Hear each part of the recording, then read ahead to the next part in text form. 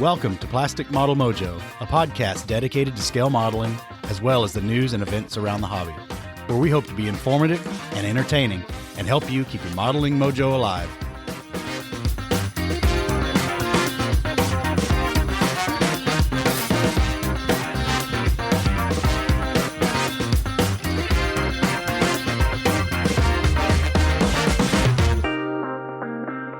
How you doing tonight, Dave? Not too bad, you know. Tell you what, whatever troubles I've got, they're nothing compared to what other people do, so I consider myself lucky. How about you? Well, interesting week this week, coming out of the weekend. Been dealing with the wife's detached retina repair. So that's what's been going on behind the scenes, but Model Sphere hadn't been too bad. What's up in yours? Well, to be honest with you, I've been on a little bit of a buying spree and looking spree in relation to the Airfix Kate.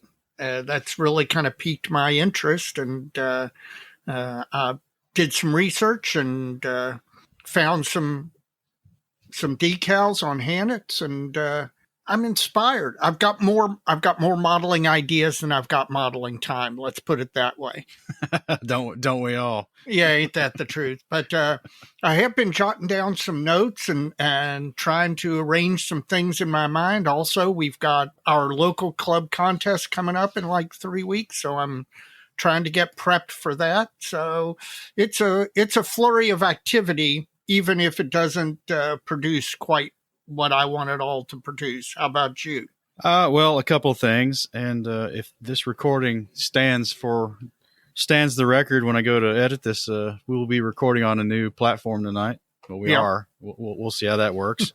And big experiment. We've played around with it a little bit last week, but we'll see where this goes, man. And then the other thing, I've been on my KV85 project. We'll talk about that more later, but I've been contemplating the shortcomings of that kit. You know, the wheel engineering we talked about last time. Yeah. And then it gets back into this golden age of modeling thing, Dave. I just realized that the old original Tamiya KV, they didn't even have detail on the inboard side of the wheels anyway. So count yourself lucky. Yeah, we've come a long way. So yes, we really have. So a little deep thought and retrospection on the Model Sphere. That's right. Whatever shortcomings the current kit you're working on has, if it's fairly modern kit, it's still going to be better than most of what we were dealing with in the 70s and 80s. That's right. Mike, do you have a modeling fluid at hand? I do. Oh, I am drinking Cold Check Pills. Funny name. It is. From Blue Stallion right here in Lexington. I even got the right glass to drink it out of. So, a Pilsner glass? That's right. So, all right. I've never heard of them. Are they new? No, they're not new. They've been around for 7-8 years now, I guess. I mean, I'm familiar with Country Boy and what's the other big craft brewer up there? West 6th. West 6th, that's right. What about you? I am still working my way through the gifts that were gifted to us. Tonight, I am drinking Cedar Ridge, Iowa bourbon whiskey out of somewhere in Iowa, Cedar Ridge Brewery or Distillery somewhere in Iowa. I forget the name. The town name begins with an S, but I'm still working my way through the brown liquors we were gifted, and we'll give you a full report later, but so far, mighty nice. All right. As tradition holds, the mailbag is rather full again. Well, that's good. Get my microphone situated so I can actually see it. Well, I got an interesting one next day after we dropped the last episode. Okay. Paul Budzig wrote in, Scale Model Workshop. That's right. I remember that. And he just offered a little more insight and a correction. You know, I credited, well, I gave a shout out to the current issue of Fine Scale Modeler last time. Right. And talked about how it had a little bit of a throwback feel to to the old, and I credit it all to Paul Boyer. The fine scale modeler from the mid '80s and up into the '90s. The golden years. The golden years are the original years. And he actually said the credit for the early fine scale modeler character style and content is the influence of Bob Hayden. Yes. Now, I think Bob Hayden was the editor of Model Railroader magazine at that time. And maybe, and Paul you may write in again if I gaffe again, but I'm not sure where he was in the hierarchy of Kalmbach Publishing in its entirety, right? Right. But Paul says that Bob recruited all the original authors and kept in touch with them, so he made sure he had a steady stream of content coming in. And he was also a scratch model railroader, HO narrow gauge, HON3, which there's never been a lot of commercially available stuff to support. So He was a scratch railroader, and he understood all these techniques that most people in the other genres of plastic scale modeling thought were exotic. I know I sure did. So I appreciate that, Paul, and I appreciate you listening to the show as well. Yeah, absolutely. Absolutely. Oh, our friend John Vickus is written in. All right. How's JV? JV's doing fine, and I should have sent you these pictures. I don't know if I forwarded you these or not, unless he copied you on there. He did not. I'm sorry, but that's all right. Listener mail last time we were talking about organizing reference material. Right. Somebody wanted my tips on organizing, and I was definitely the wrong person to ask. Well, he sent pictures of his reference area, and no wonder his output's slow. He's got to spend a lot of time organizing all this stuff. I was going to say, I am sure that his stuff is collated, tabbed, indexed, re-indexed, cross-indexed. If I know JV, he can lay here. In fact, I do know from our group emails and group texts and such that if you mention a particular subject, he has the ability, or a particular article in a magazine, he has the ability to just reach out and lay his hand on it. He is clearly amazingly organized. And if I can ever get him to visit Louisville, I'll have him come down into the model room and see if he can impose a little order. And be shocked. Yes. Absolutely. Well, he goes on to drag me into this. Good. How do you organize references for military vehicles? That's a great question. He's not going to like my answer. That's okay. Typically, my references are organized when I can by publisher. By publisher? Yes, because I've got these little groups of nuts and bolts books. I've got these little groups of okay, I can see that, like Squadron Signal, Osprey. I was going to say Squadron Signal and Osprey. I can see why you would keep all of those grouped together. Tankograd, AJ Press. Yeah. For no other reason than, and you know, so like the old Russian magazines, Military Chronicles and Military Illustrated. Yeah. And I just, in my headspace, I know I can remember when I think of a subject, I can remember I've got something by a particular publisher. And you can remember who the publisher is. Yes. I know what the books are. And my reference collection is not as exhaustive as yours, Dave. Well, yeah, the Librarian of Congress looks at my model room and is green with envy. Yeah, all of mine will fit on one 3x6 bookcase. Oh God, I'm looking over my shoulder. 1, 2, 3, 4, 5, 6, 7, 8, 9 or 10, depending on how you count.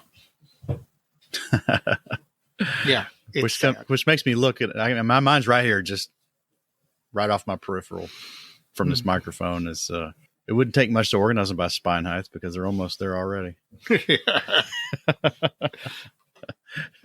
I have 3 main shelves. I have really tall, sort of tall, and then short. There you go.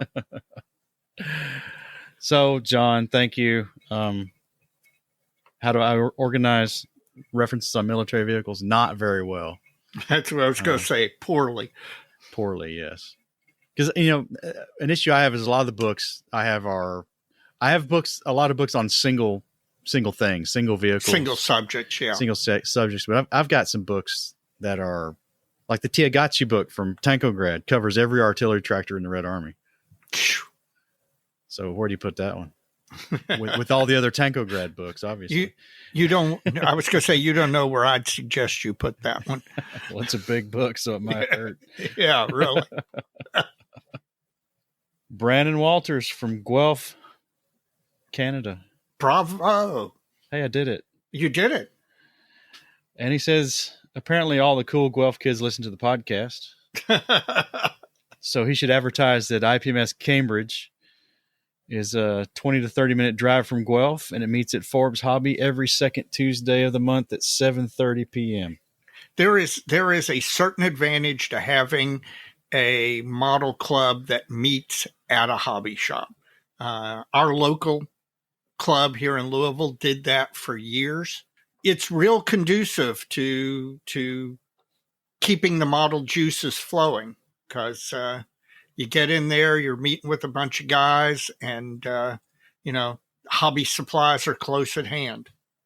David Fuller from your wife's hometown, Indian Head, Maryland. Yep. He's written in before. Yep. He's one of many that wrote in due to my lamenting about catapult cable. I was going to say, you got a really good listener response out of that. Yeah, I got a huge one.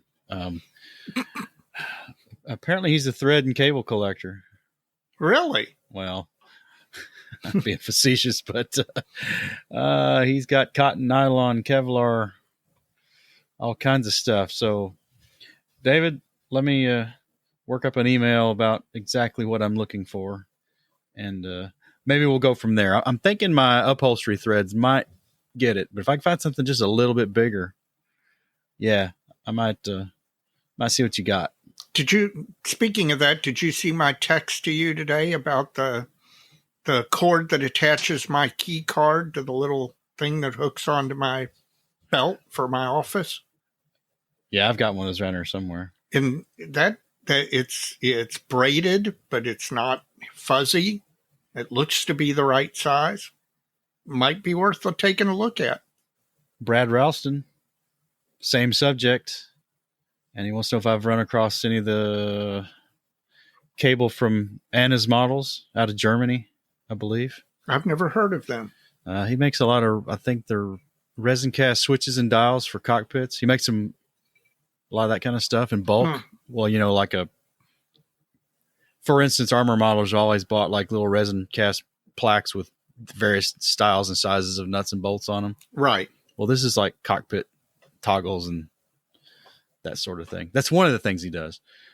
He does more than that. But anyway, he does have some metal cable in small and in appropriate size too, I would add. So Brad's right on spot with the size I'm looking for and the style I'm looking for. Problem with the metal cable is you just can't get enough tension in it when you manipulate it to get to force it around tight corners and stuff. Gotcha. Now, if somebody knows a way to do it, shoot me another email, but I've tried to use it in the past. I've wound my own with copper wire, which is pretty malleable, right? Right. And if you get a kink in it or a curve in it, it really takes a lot of tension to straighten that out. Yeah. And it's just not something the plastic where your glue anchors aren't going to bear that very well. So sure. So I kind of gave up on that, but it looked useful for some other stuff though. Gary Southmacat from Williamsport, Pennsylvania. We haven't heard from him in a while, but another suggestion, same subject. See, I told you, man. This is just 3 or 4 right here in email alone. I'm telling you, the listeners, we can crowdsource our needs, man. It's great. The Hive Mind. That's right. He says he built Model Ship Wade's Brig Niagara. Mm-hmm. And it came with some synthetic plastic rigging threads of various diameters. Now, being synthetic, they don't have the fuzz like organic material, which is good.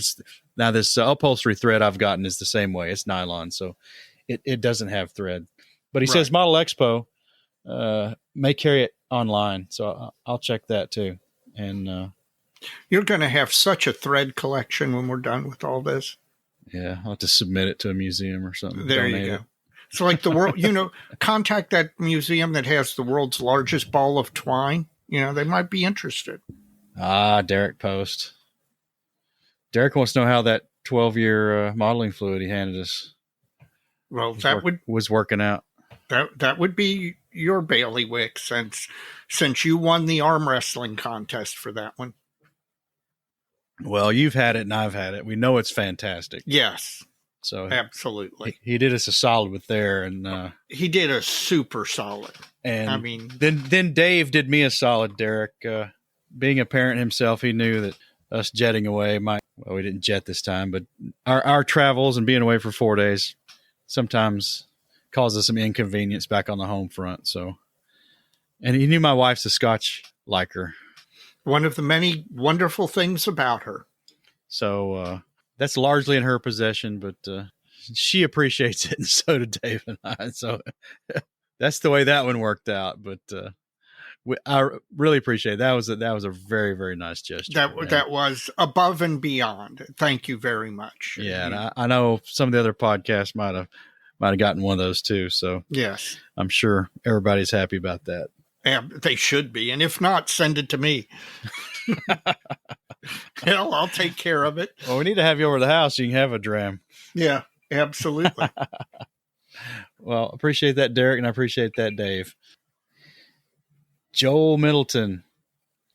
And I guess he's keying off my comments about sprue goo from Dr. Strangebrush's segment last episode. Joel wasn't the only one that made this suggestion.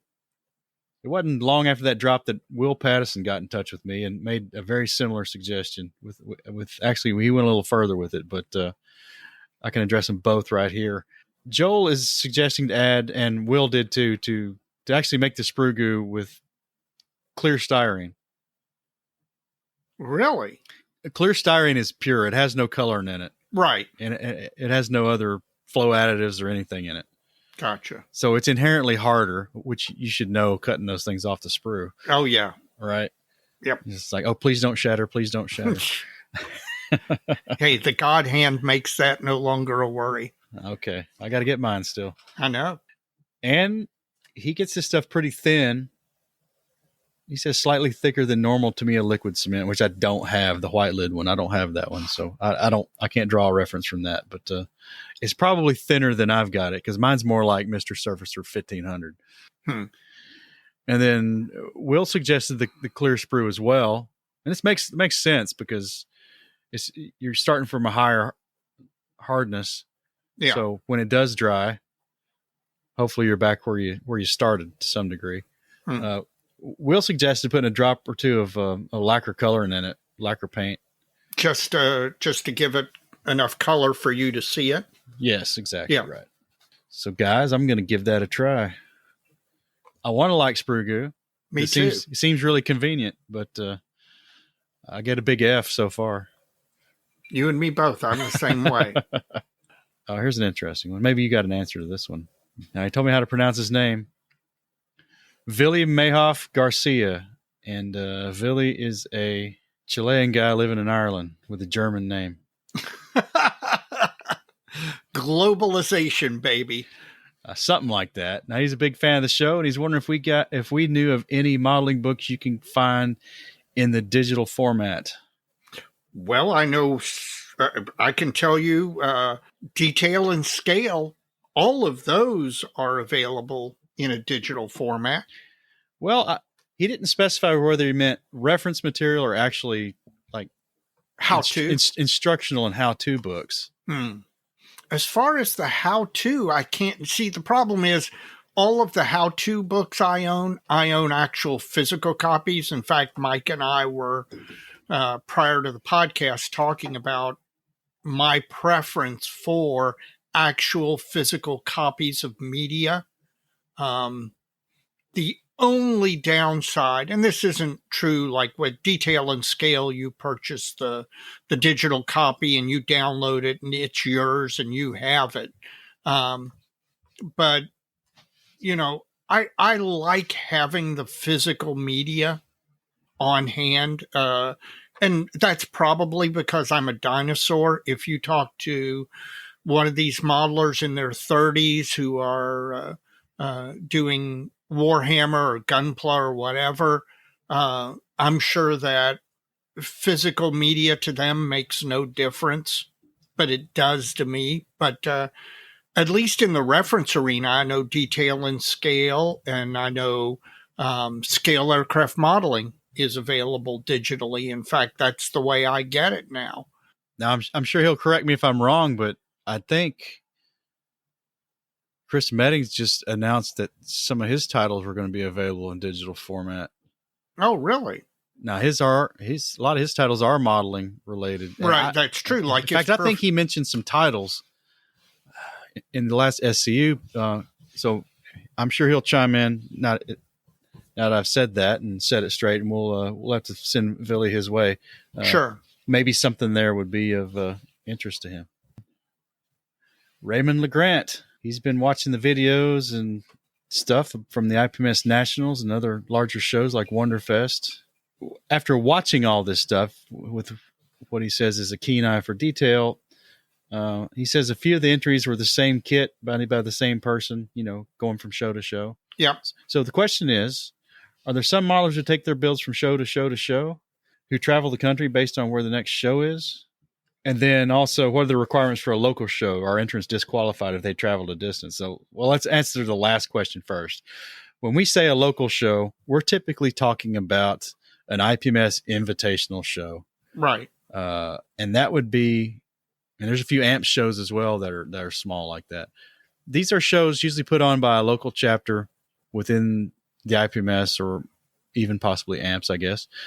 They draw from the surrounding area. A commutable distance is going to come to that show, and that's kind of your basic modeling show. The entries are typically going to be in a few hundred, right, typically, and it's going to be a one-day thing.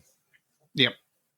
And normally you're attracting people from a 4.5, 5 hour round traveling distance. Yeah. So that, they can drive 4 hours in, attend the show, and then drive 4 hours home and be home late that evening. And I'd say most people are driving less than that. Oh, yeah, I would say the vast majority are driving less than that. And, a lot of them have a decent vendor selection and maybe food on site sometimes, and you just never know what you're going to get. Like our show coming up in September, we've talked about it. It's put on by the Military Modelers Club of Louisville. It's going to draw from our region, but we're kind of on the southern border of our region. Right. So we get a lot of not only Region 4, but some Region 3 and Region 5 folks for those who are familiar with the IPMS regions. So we'll get folks from like the greater Nashville area, Knoxville probably. Hope those guys come up. Yes, I do too. Indy, Cincinnati. Yeah, well, those are in our region. As far as people going from show to show to show, well, there's really two questions there. Yes, people do go from show to show to show. You can see similar entries going from shows within the region. Yes. I don't think there's an IPMS rule about winning at more than one invitational, is there? No, there is not. There is no. About the only rule in this regard is that most local shows have a rule that you shouldn't enter a model that won a first place at a previous IPMS national show, just simply from the standpoint. And that's even that is local preference, but that is about the only rule that you generally see. It's not forbidden to go from show to show to show with the same entry in the same year, because if you're a slower builder like I am, you may finish. I thought you were going to go for my throat. No. I'm feeling generous. I may attend 3 shows, say Indy, Louisville, and Cincinnati in a given year, and I may show the same model because I haven't finished a lot more models. As long as my general rule, and there's not even a rule that forbids this, but my general rule is that I will only enter a model in a show once. I won't take the same model back a subsequent year. Now, most local shows have a rule that say if you won previously with the model, you can't enter that same model in our show in subsequent years. But no, I've entered the same model in 2 or 3 different local shows. Now, I'm going to ask because the question here has been put forth. We also have regional shows in the IPMS, which are a little bigger. Right. Sometimes, not all the time. Sometimes it's regional by title alone. But more often than not, though, they are bigger, and they're typically a day and a half. Day and a half show. Help me understand this one, Dave, because I don't remember. I should remember because I used to be chief judge. Yes. If a model places at a regional show, can it go back down to an invitational show? Again, depends on the local chapter, because IPMS USA does not impose its rules on local shows because it doesn't financially provide for them other than insurance, so it doesn't try to control them. But most invitationals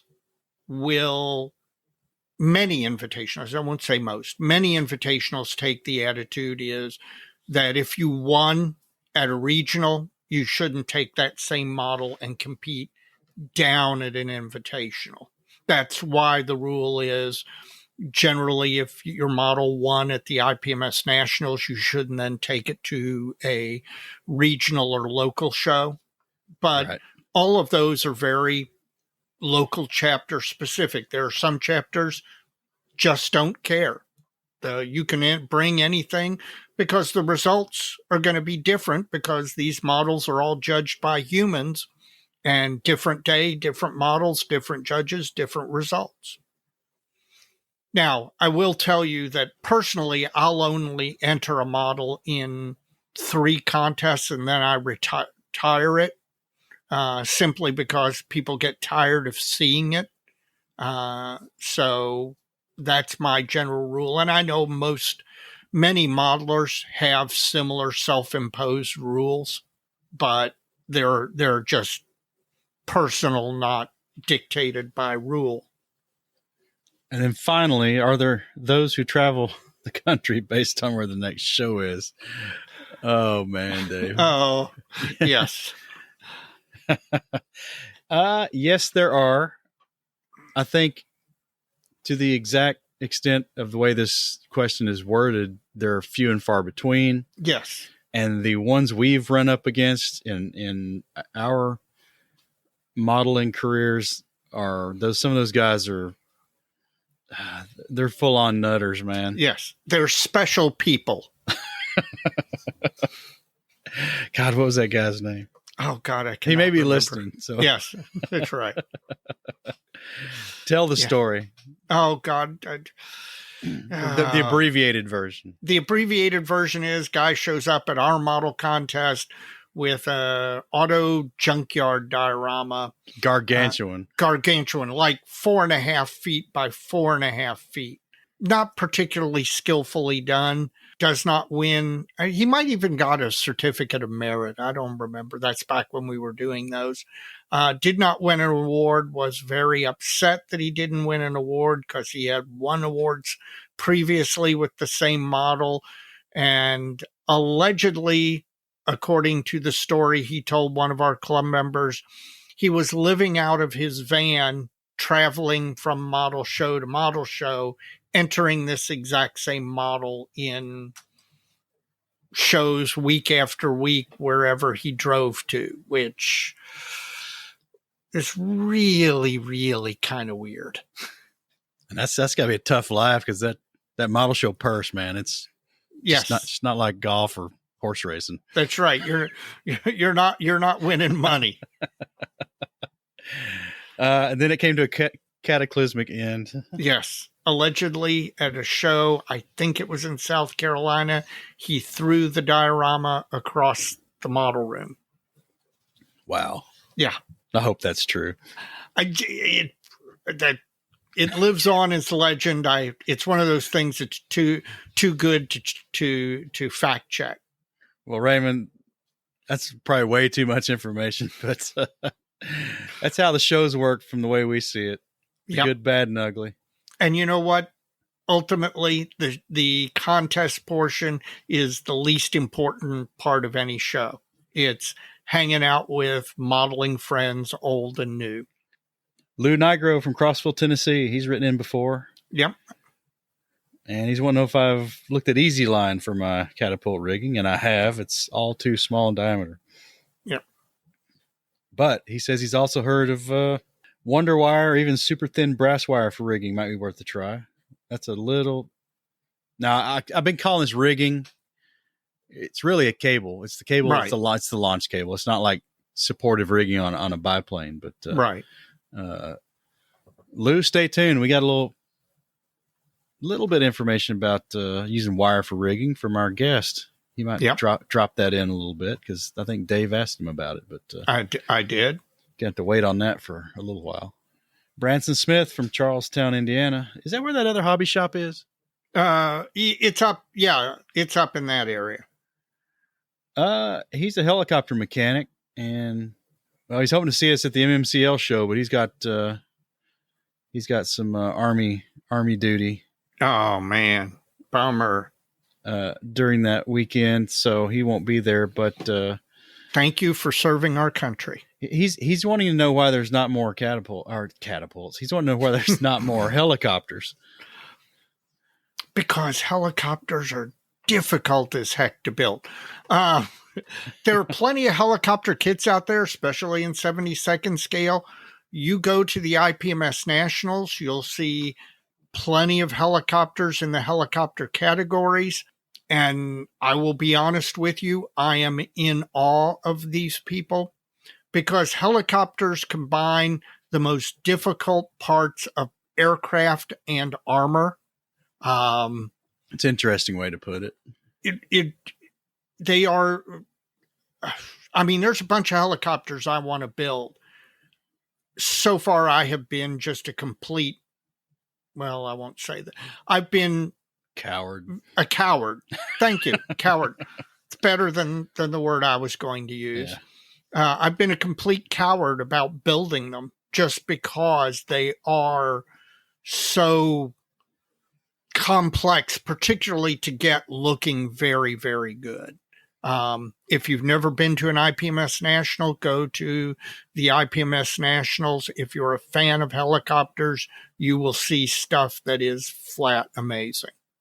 Well, I think he's a 48 scale guy, and I'm wondering, is it light in 48 scale versus? It's lighter than 72nd scale, but there's still plenty of 48 scale stuff to keep you occupied. In fact, there's a lot of 32nd, 35th scale stuff. Now, at that point, you're talking some big, big helicopters, kits.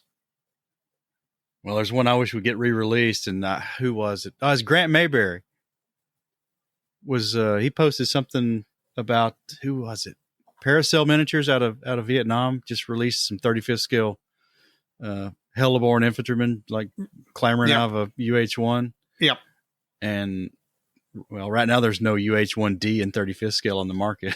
Right. So I don't know why they did that, but hopefully it'll inspire for that kit to be released, because I had one and sold it. I didn't know it was going to be so short-lived. And it didn't last long. So. Yeah. Anyway, helicopters. There's plenty out there. I've got one to stash. Good.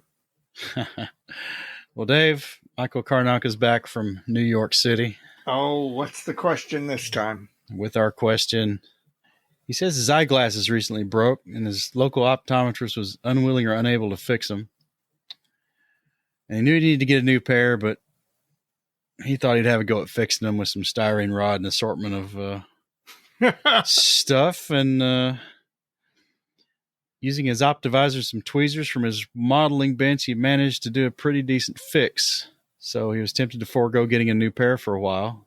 Now, it leads him to question, what modeling tools or accessories or maybe even kit parts have we ever used to arrange for a real-life fix or serious issue. Now he says he's not going into using his Xuron plastic sprue nippers for keeping his toenails manageable. Oh, no. But they work great for that task. Well, I can tell you one that I can think of off the top of my head that I've probably done more than any other. And now keep in mind, I live in a household with 3 women. I have some modeling tools that are basically double-ended dental picks, or they look like them, that you can use. They have a number of modeling uses, but the biggest non-modeling use for them is if your wife or daughter have very fine necklace chains that get knotted or tangled. Using one of those things is great. That and an Optivisor allows you to untangle those type of chain necklaces, and I get a lot of bonus points with both the wife and the daughters from doing that. Mine's kind of in keeping with his. It's not eyeglasses, but I dug into the styrene stock, and we've got a food processor that has got all these mechanical interlocks on it, so it won't run unless you have the container turned the right way, and then the lid won't go on unless you twist this way. Right. And one of the interlocks had broken, and it was a little pin that was on a little cam that would engage when you rotated the main container of the food processor over to the closed position. Sure. So it just happened to be the same size as one of my larger evergreen styrene rod stocks. So the food processor is still going strong. And that's been like 3 years ago now that I fixed that thing. That's great. Yeah. So there you go, Mike. Yeah, we've done it. I bet we all have. Absolutely. And I'm sure, almost everybody has. Well, that's it for the email side of listener mail. Dave, what's been going on Facebook Messenger in the last couple of weeks? Well, anything good? Yeah, there's constantly stuff good. I'm going to go through them relatively quickly. Keith Piper reached out to us to suggest that we travel to the desert southwest in November, because the Model Zona 2022 model contest in Mesa, Arizona is being held. It's on November 5th, 2022 from 9 a.m. to 5 p.m. And he'd love to see us get out there. While I don't think we're going to make it this year, I love some Arizona, New Mexico, love that area of the country. So who knows? That maybe not in 2022, but at some point in the future.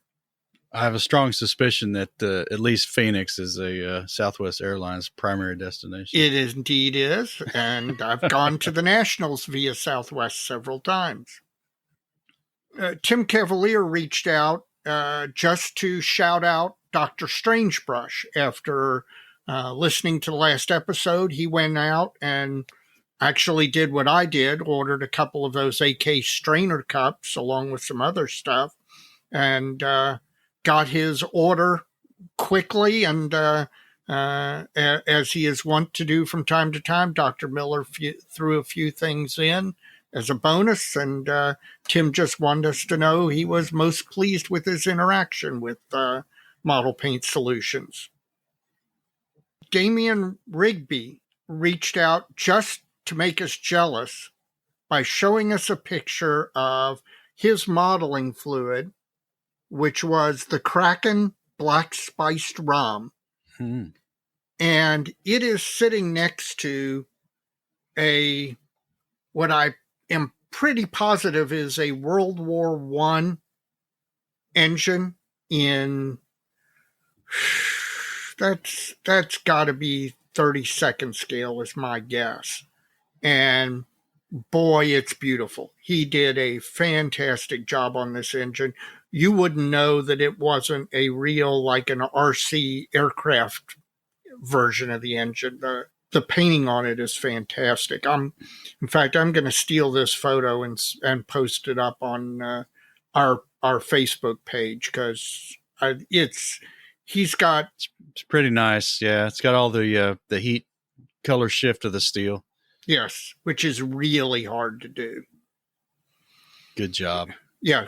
Finally, wanted to mention Adam Jackson, who recently reached out just to say he's been listening and thanking us for the podcast. He actually is one of these people who went back to the beginning and is working his way through. He says he's about 5 months behind. Well, I hope he's keeping up current.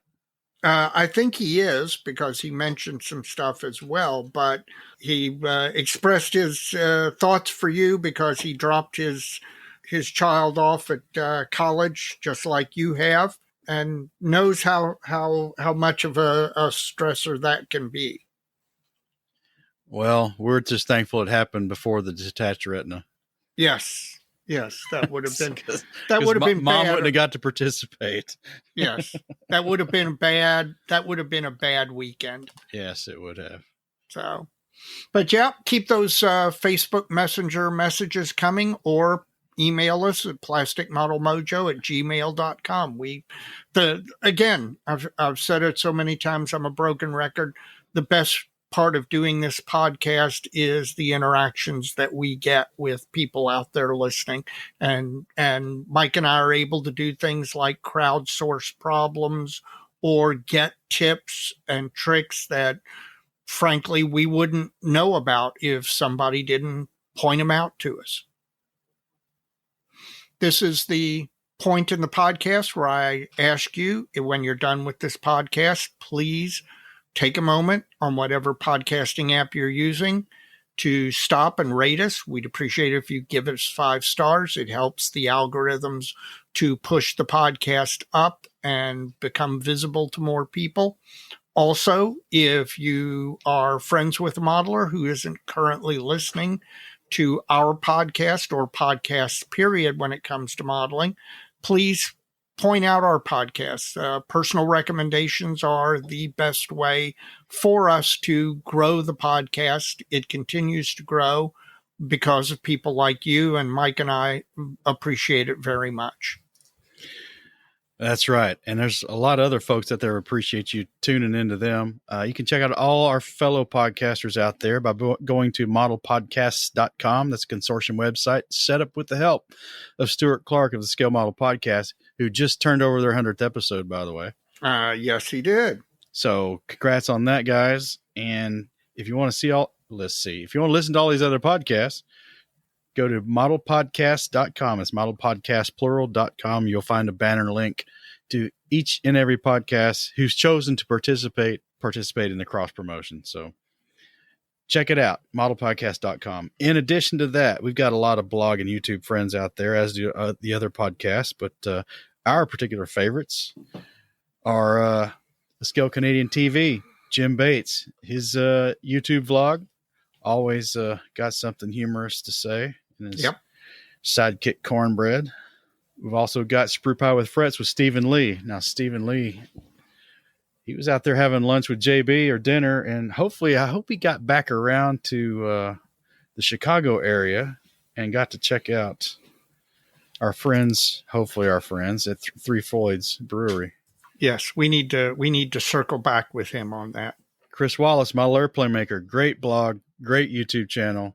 He's been on vacation for like 8 months now, so he hasn't done much. So isn't that what happens in countries like Canada? They take 8 months of vacation, and then they work for 4 months, and then they take another 8 months. Yeah, it's kind of like France, isn't it? Yeah, something like that. And then last but not least, well, maybe it's 70-second scale. Hey. Jeff Groves, Inch High Guy. Check out Inch High Guy blog. And we're going to check out Inch High Guy at our invitational in Louisville. I hope he shows Absolutely. up. He better. Yeah, he will. All things 70-second scale. Inch High Guy. Finally, if you would, take a moment, if you're not a member of your IPMS national chapter, IPMS USA, IPMS Canada, IPMS Australia, Norway, wherever you happen to reside, please consider joining your national chapter. IPMS is an international organization made up of chapters, national chapters in each country.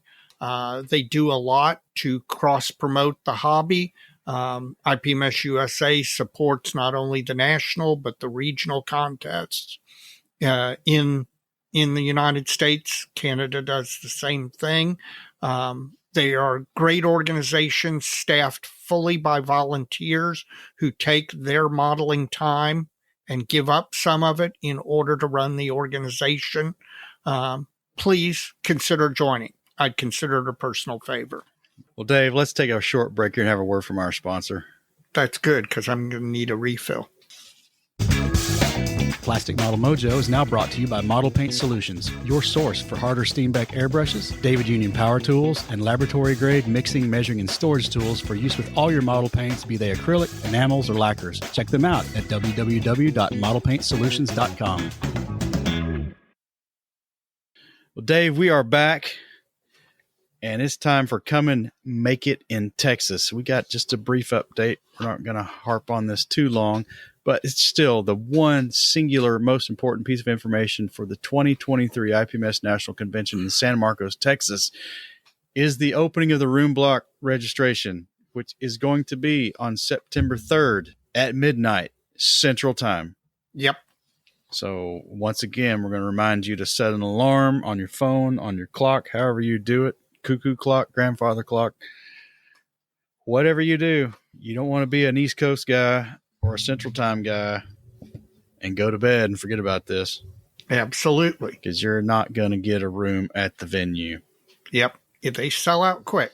So until then, let's move on, Dave, to the Benchtop Halftime Report. All right.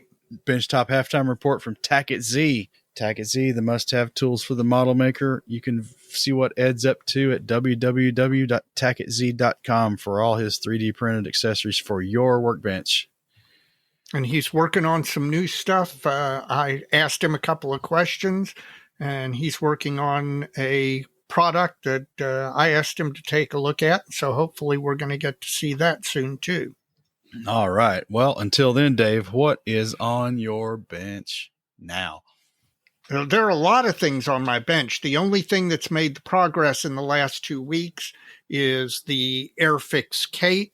I have no excuse for the B-52 not being done. I am a total failure when it comes to that, but I've been focused on this Kate. It's kind of occupied my attention, and I've made progress. I'm just about to button it up. I like the way it's looking. I've used some technique, even though the interior is going to be closed off and covered, there's not going to be an open canopy.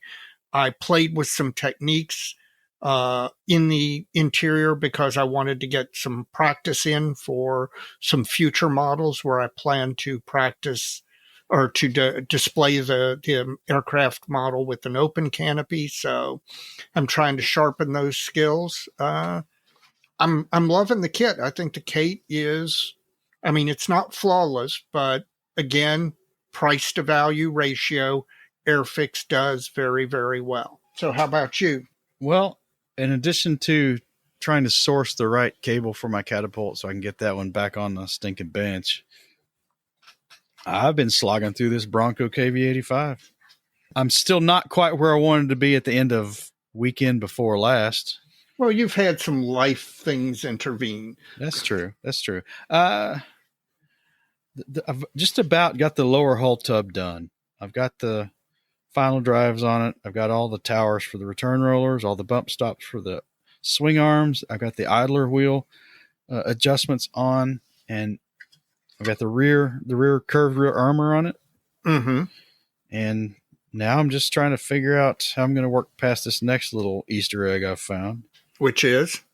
The tail light on a KV series tank is this tube that sticks out horizontal off the rear armor. Gotcha. On this kit, it's too long by a fair amount. Okay. And it kind of screws up how the intake screen up under the rear hull overhang right interfaces with it. And then there's a basically an air deflector that fits in the vicinity of this tail light and forms a scoop for the air intake on the back of the tank. Mm-hmm. Yeah, I've got to shorten this thing. I got to figure out how I'm going to do it because it's already glued to the back of the tank. And I don't know, man. I'm not sure what I'm going to do there. So I got to figure that out. It's not as simple as just snip it off and make it shorter. It's got to be square on the end, right? Right. So that's the hard part. Now there's a false floor in it that I think I can clip down to that and just sand it flush with that, and I may be all right. And this kit's got so many parts. This taillight, they want you to put a clear plastic lens down this hole. Then over that, you put the late style taillight cover, which only has 2 tiny holes in it. Now, in real life, these holes are probably a 1/2 inch in diameter. Gotcha. But in a convoy situation, it would let enough light come out that you could see the vehicle ahead of you. Right. In 35th scale, I don't even know why you put that clear piece underneath it because it's just no way. You would never see it. You can't see it. So, yeah. I'm hoping to do a build review video of this thing. So I'm taking notes and still photographs and marking up the instruction sheet. And, if I can get this, well, if I can get it finished for starters, you will eventually finish it. There's a lot of information here. There's a lot of tips and little nuanced things and Easter eggs that the next guy building that could benefit from. So I'm hoping to collect all that and make something of that. So, well, and those are the things when you find them online, when you're about to start the kit, that make you eternally grateful to the modelers that come before you and do all of that and then bother to publish it so you don't have to go through what they went through. That's true. Exactly. Right. I highly recommend, if you're thinking about starting any particular kit, go to YouTube, put in the, Airfix B5N2, and you'll be, in this case, there's a dozen or more videos that pop up where people have done the builds and they point out pitfalls and things like that. And those things save you modeling time by them having done it. Well, a lot of this, what I'm doing now is portable right over to the SU-152 kits from Bronco, which I think are probably a lot more popular than this one. Right. Just by, I don't know. They've made more of them. It was used more often. A lot more, yeah. Yeah, so it's probably a more popular subject. But anyway, if you go out there right now, all you can find all these softball in the box reviews from, 10 years ago. Right. And I think something else needs to be done. So maybe I'll be the one that does it. I don't know. That's good of you to fill that particular void. Well, we'll see if it happens. Other than that, I've not been doing a whole lot. I've been modeling not quite a bit, I would say. I'm just slow and I'm meticulous and I'm making notes and working my way through this thing, but certainly not the clean slate builds the posse are doing. Yeah, well, you need to solve that cable problem so you can get that pawl back up in front and get that across. Well, I know, because I just want to start painting that thing. Yeah. I'm excited to get it going on it, but I just can't. I know if I start painting it now, it's going to make problems later. Right. Till I get this all fixed and figured out. So you need to take a look at all the suggestions you got, work through all that stuff, and see if there's a solution out there, because I want to see you get that one across the finish line. All right. Well, that's all I got, Dave. All right. Well, at this point, there have been announcements. Things are coming out at, it seems like to me, an increase, or at least being announced at an increased pace. What are the faves and yawns that you've seen over the last, say, 30 days or so? I'm going to get my yawn out of the way first. Okay. It's a palate cleanser. What, the yawn? Yes. It's a general yawn, not any specific yawn. It seems over the last 2 weeks, month, that the lion's share of armor releases have all been either paper panzers or some IP related fantasy things that I have no clue what are. Right. And I've seen these things popping up and everybody's, ooh, yeah, I'm going to get that. I'm going to get that. Can't wait to build that. And I'm like, really? But that's me, Dave. Yes, I know that every time I criticize one of those, paper panzers or napkin Luftwaffe 46 things, I have to acknowledge that while they're not of interest to me, and I do find myself frustrated that, this thing is being produced instead of getting a new 72nd scale privateer or something, I have to acknowledge that clearly the market's at work and there is a market for those things, even if I'm just not it. Or me either. Yep. Well, what do you got up first? Oh, man, I got a lot of stuff. There's so dang much stuff. First things first, at the IPMS USA Nationals, Kinetic a couple of years ago had announced that they were going to do a 72nd scale C-17 Globemaster. And because of the fact that Air National Guard units are one of my areas of interest, there are a number of Air National Guard units that operate these things. It's going to be a big honking model. But I've been anxious to the point where I was distraught that after announcing it, you never heard any more about it. However, at the IPMS Nationals, they did confirm that the C-17 is still in the production pipeline and that we will get the kit in 2023. Now, I'll believe it when I see it, but it gives me hope that they're still talking about it. Most of my armor related stuff was in the yawn category this 2 weeks. Okay. Or this month. This is a monthly thing, I guess, this right. segment. I'm going to get in your lane a little bit. All right. Feel free. Come on over. AZ Models. Yep. Has a new tool, the Heinkel 162 Volksjäger series. Yes. They're doing a complete series of them. Yeah, that'd be a fun one. That is an intriguing aircraft for an aircraft that got exactly one confirmed kill in the entire war. And probably was not operational more than a few weeks or a month at most. It's cool looking. It's futuristic looking, and I've always liked it. Although apparently it was a complete bear to fly. So I'll get my eye on that one, maybe. Well, good. Come on over. The water's fine. Well, ClearProp announced they're doing a MiG-23 series, and they're starting with a MiG-23 MLA, which is a Flogger G. Now, this is really in the scheme of things one of the latest and last MiG-23s done, but I am hopeful that they're going to do the complete family because we really need a good family of MiG-23s. I'm interested in a MiG-23 MF, which is like a Flogger C, I think. Flogger B, Flogger C.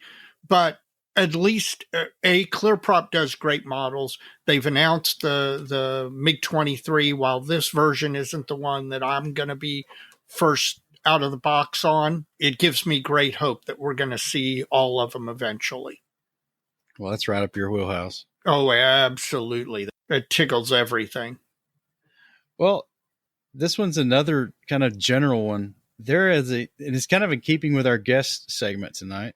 There's a lot of resin cast and 3D printed 72nd scale figures coming to market. Yes, you're stealing my thunder. I was going to mention some of these too. Well, if you have some names, go ahead. But just in generally speaking, these things are starting to show up almost like 35th scale 3D printed tracks. Yes. So any standouts for you? Well, MiG Ammo is doing a set of German troops from World War II. Offset Scale Models is doing Japanese Navy deck crew and fighter pilots. That's the one I saw. In addition, there's White Stork Miniatures. Yep. Is doing a bunch of different 72nd scale releases. Ammo is doing German Infantry on the March winter uniforms. We were talking with Steve Hustad, and talking about the difficulty in finding good figures in this scale, and talking about how, by the same token, 72nd scale armor seems to be experiencing a real renaissance. And I think that's probably going to bring along with it 72nd scale figures, and we're going to just see more and more of this. So I am super pumped to see some of these things. I'll go one more. Okay. And once again, man, I'm in your lane. Feel free. I don't know why this one interests me. Okay. And maybe it's on your list. Okay. Rodin has announced an AJ-1 Savage. Yes.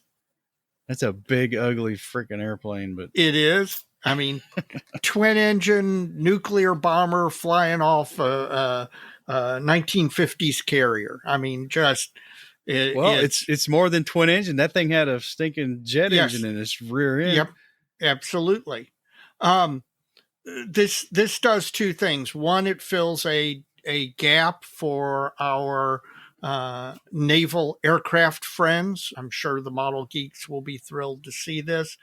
In addition, it will once and for all put a stake through the heart of the terrible Mach 2 kit of the AJ-1, because the only other injection kit of the Savage ever done was a kit by Mach 2 that is just awful. Pretty much everything Mach 2's ever done was awful. They'll change the name to Mock U. Mock U, yes. That's because that's what they're doing when they take your money. So the fact that Rodin is a Ukrainian company, good to see Ukraine. That's right. Good to see Ukrainian companies continuing to produce and announce kits. Despite all the difficulties over there, this is sorely needed. Now, if Rodin would do a privateer next, I would be most appreciative. But again, they're filling a hole, and again, they're making it much less likely that anybody is going to fall for buying a Mach 2 kit. So that's win, win, win, win, win all around. That's all I've got. That's all I've got as well. All right. Well, since we've mentioned him by name already, Dave, we had a really nice conversation with Steve Hustad for this episode, talking a little bit about his contest success at the National Convention, and also some strategies and tips and techniques for 72nd scale figure modeling, because he certainly addressed the shortcomings of this scale as far as figures are concerned head on, and just with brilliant results. Yep. So let's get into that. Well, Dave, we've got a repeat guest that I'm sure we're going to have a lot of interesting things to talk about. Why don't you introduce our guest again? Do I have to put any sort of honorific in front of your name now? World-renowned modeler, national champion, or maybe have you been knighted by the Queen? No, I get that at home a lot, but Oh yeah, yeah. You're going to have to tell me how that works. Our guest tonight is Steve Hustad, who is a guest we've had on before, a modeler whose work I admire a whole lot, a modeler who works in God's one true scale, 72nd scale, although he has done 35th scale figures and other stuff as well. And the last time we saw Steve was in person at the Nationals, right? Yep. It was a lot of fun too. It was a great week, as it always is. So it was a particularly good Nationals. I had a lot of fun. It's I've attended 26 or 27 of these things. It was really fun, but I suspect it was a little more fun for you than for me. Let's get this out of the way right up front. Do you have something to tell our entire audience? Well, no, it's just that the first night at the Nationals at the Mojo Dojo was a lot of fun. No, I mean something where somebody told you something and you didn't believe them. And Well, somebody named Dave kept telling me the whole week, "Told you so," or "I told you," or "This is going to happen."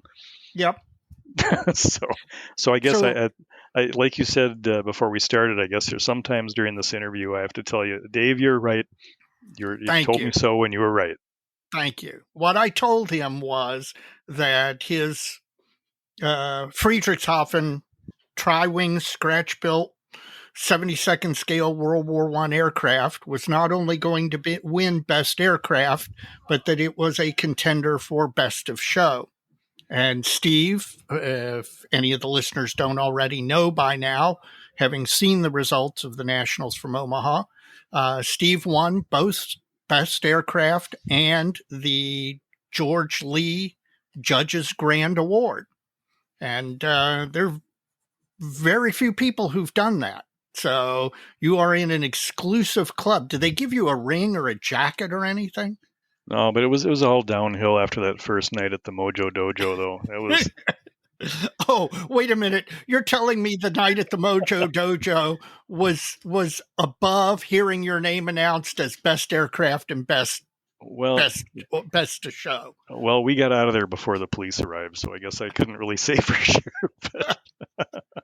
You know that. In my version of the story, hotel security came by, a single person, plain clothes, very nice. In OTB's a version of the story, it was the Omaha PD, and I think PPP is telling people the SWAT team showed up. So, well, I remember it being really crowded that first Wednesday night, and there must have been 30 people in your room, and another 20 spilled out into the hallway, and then that sounds about right. Yeah, yeah. And then Dave Goldfinch and the Aussies show up, and I remember seeing them. The first thing Dave did, I saw him when he opened your door, is stick some on the bench sticker over your peephole, and then comes in, and then things really took off from there. So. That was a lot of fun. Yeah, it was quite a party. Well, it was nice to see you, sit down, see you in person, get to talk to you. Obviously, you had a spectacular show with the success that you'd achieved, and I assume that you will be back to defend your title in San Marcos.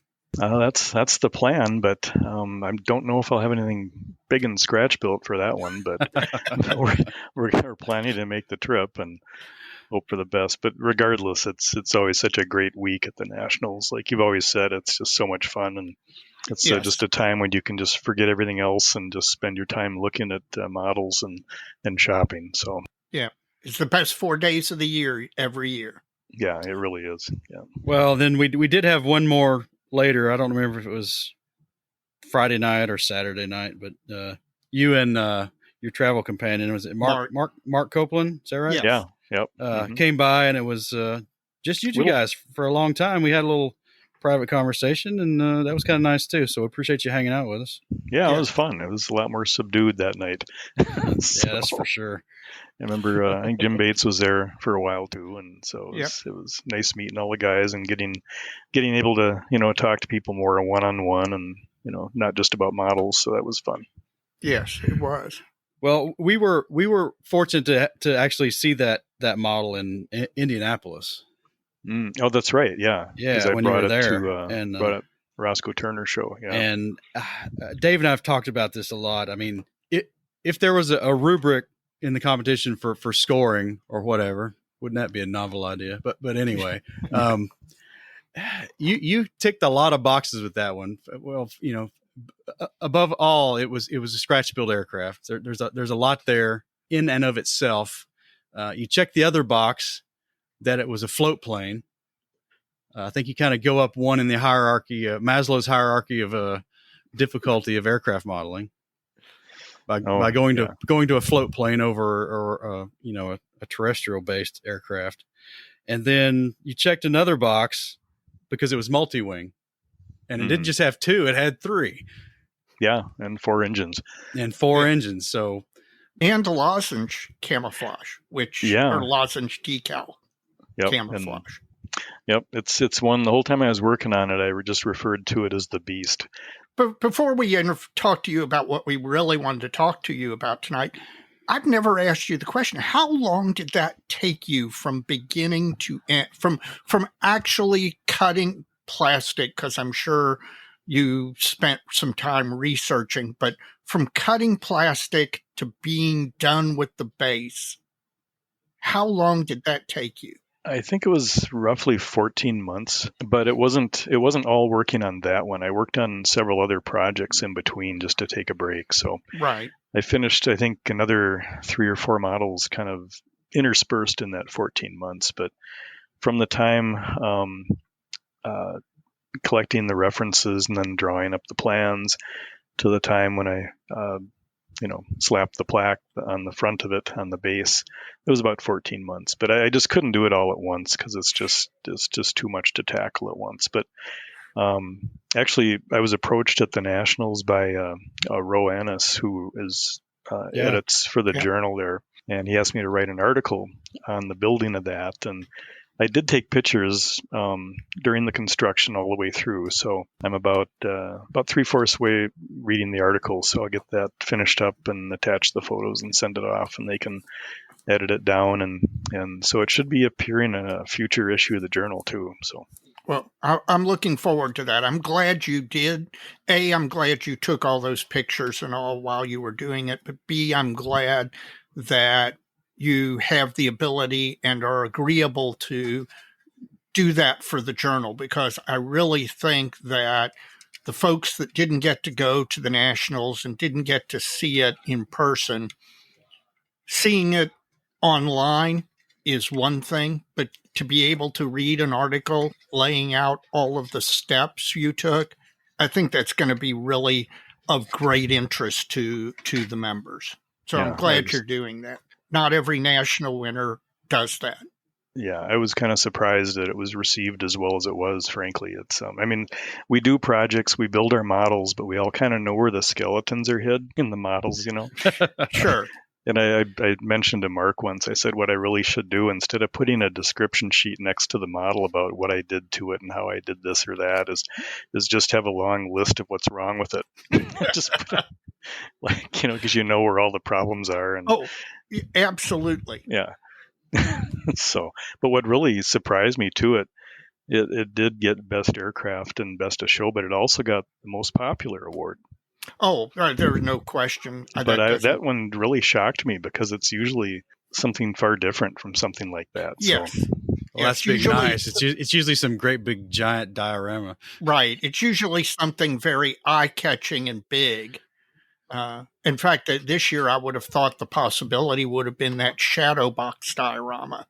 Oh, that was great. The bomber. Oh, it was fantastic. That was my vote for the best of show, actually. Yeah, the Lancaster Night Bomber. Yeah. That's what I voted for best of show. Yeah, I'll bet we'll see that at the Chicago show in October. But. Yes, I'm sure you will. I would love to get up to Chicago this year, but I don't think we can make it happen. But I'm taking a look at our calendar for next year, because Mike and I both like that show a lot. Oh, this is the figure show, not the the MMSI show. Yeah. Oh yeah. It used to be known as the figure show, and I guess in most quarters it still is, but it's really growing in variety, and there's a wide. They have a category called ordnance, which is for aircraft, armor, and ships, and that's really growing in recent years quite a bit.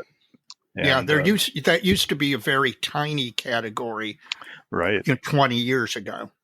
Yeah, but the quality there is just so good to look at, and yeah. Well, our club used to caravan up there once a year and go to that thing, and gosh, we haven't done it in ages, Dave. It's going on 20-something years for me, but it's grown in size too. And the guys that put on that show are so good at it, and they're just such good guys. It's just a really fun show to go to. Yeah. Yeah. Mike, I think the last time we went, according to the mug that I have on my bench, was 1999, which was their 25th anniversary. Yeah, I've got that mug as well. Yep. Well, speaking of figures, you wanted to talk. Yeah. Yes, the reason we actually asked you on to be interviewed again is, besides building award-winning scratch-built, most popular Judges Grand Award models, in your spare time, you also do a lot of 72nd scale dioramas, 72nd scale aircraft dioramas, and most, if not all of them, contain figures. All do. Yep. And figures in small scale particularly are hard to pull off. And so we kind of wanted to talk to you about your approach to doing that. Okay, well, you're certainly right about that, and kind of asking for trouble when you go to small scale figures. And I guess by small scale, I mean 1/72nd scale primarily. I guess you can get down to HO scale or 1/76, but it's all really kind of in the same neighborhood. Sure. But as you know, us 72nd scale modelers are just not catered to very well in as far as figures go. And we've got, and then you have a lot of modelers are just afraid to do figures, and that's kind of another issue too. It's considered sort of a black art in a lot of ways, and small scale figures tend to be especially problematic because there just really aren't that many manufacturers that make them, and the ones that do make them usually make them poorly, and like I've said before, you usually end up with these things that just don't have good anatomy. They've got, long torsos and short legs and stubby weapons and no detail on the faces, and worst of all, too many of them are made out of soft plastic. Yeah, that is a curse all its own. Yeah, and it's so we're just not nearly as lavishly catered to as the guys that are, in 1/32nd, 1/35th scales that have just hundreds of options. So I think in 72nd scale, most figures are made for play or wargaming. Mm-hmm. Like the Airfix figures, I used to get as a kid, and I remember getting the Airfix U.S. Marines and Japanese infantry and trying to stage an Iwo Jima diorama when I was like 10. Yep. But again, you crudely paint them and they're soft plastic, and there's really not much you can do with them because soft plastic. I don't know. Have either of you guys ever tried to modify a soft plastic figure or just any item? I couldn't get paint to stick to them, much less modify them. Well, actually, I have, because what was I doing? I was using for some wargaming when I was a teenager. There's another kid in the neighborhood that we used to play, and there were some articles in the British Military Modeling magazine, and there was over the course of about 6 issues, there were these compartmentalized articles about wargaming the Spanish Civil War. Oh. And this guy was taking these polyethylene or polypropylene figures from Airfix and Atlantic and whatever this was like in the late 80s. So there wasn't that much out there then. And he was cutting heads and arms and torsos and then pinning them back together with brass wire to make, cavalry figures. I mean, it was all over the map. And I did a little of that. I mean, I never got around to painting them, but I did swap heads and things, and it ended up with some like Soviet Cossacks. This is small scale?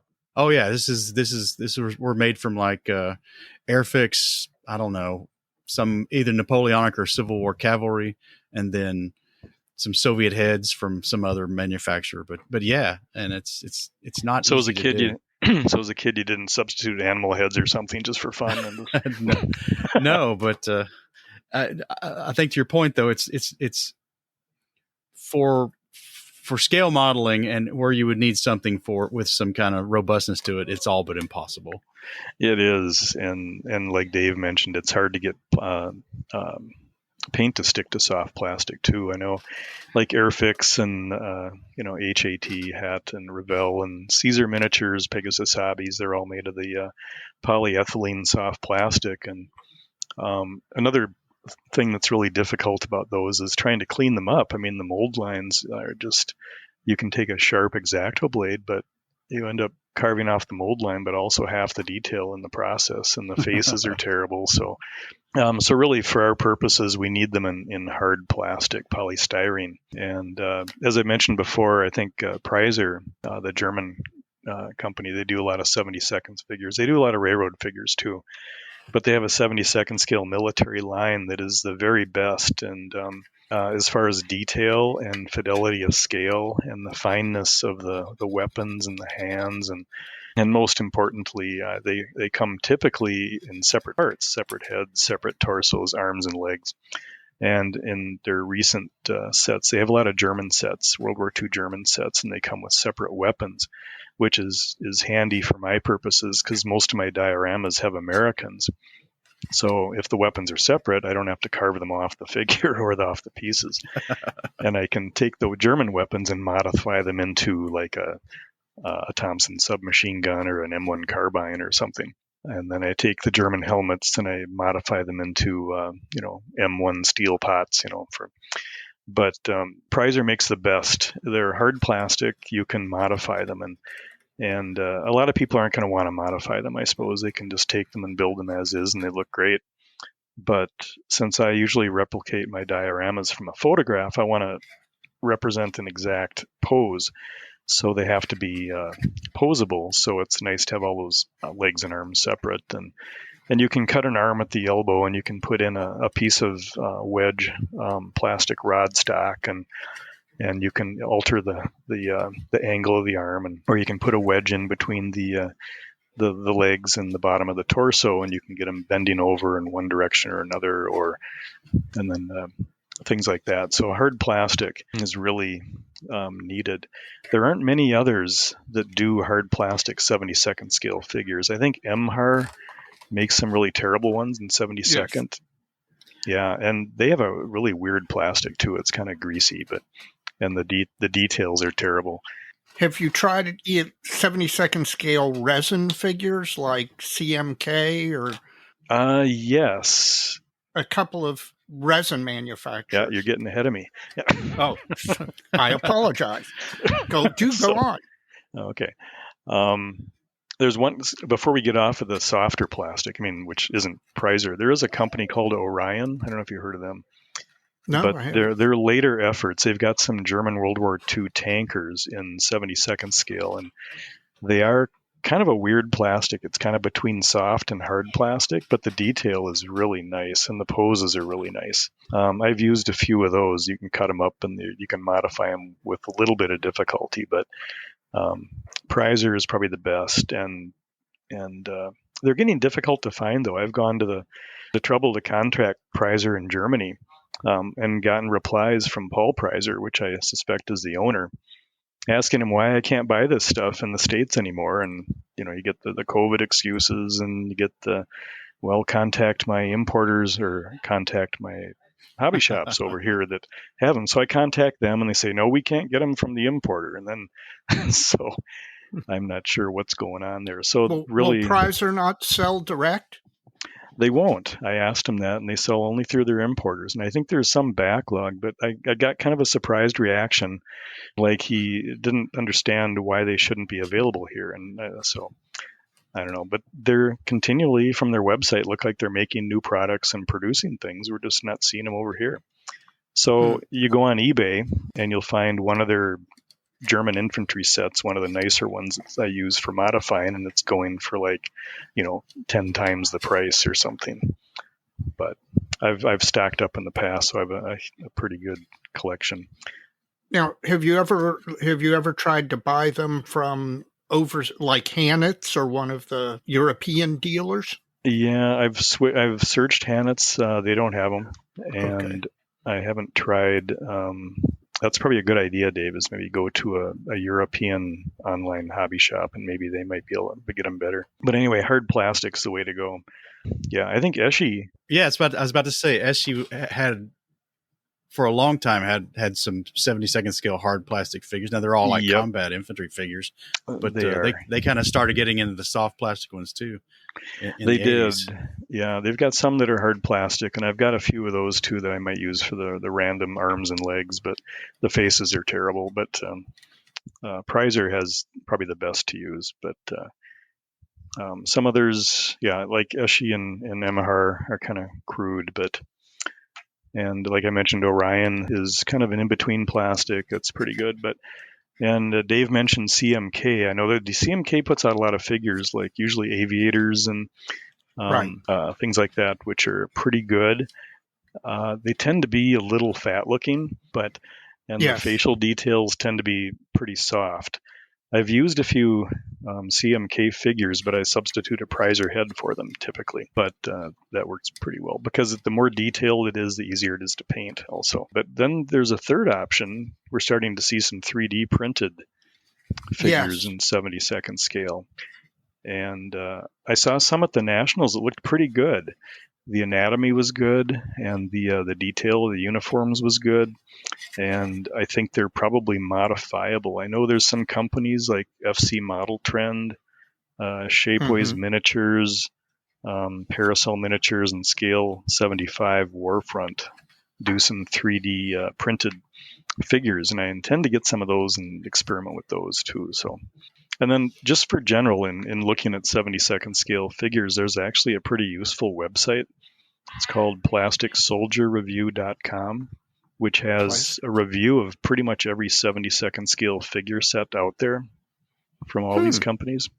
So that's always a good one to look at to tell whether you're looking at something that has like soft plastic or hard plastic, or they usually have images of the figures. You can go down like World War II, American infantry, and you'll find a couple dozen listings from different manufacturers, and click on one and you can bring it up and you can see the image of what the figures are, which usually makes you go right back, but you can, but it's a good resource though. You mentioned painting figures. Now, I've seen your World War I 35th scale beautifully painted figures, but a number of our club was actually started by a number of figure modelers, were some of the earliest members and officers.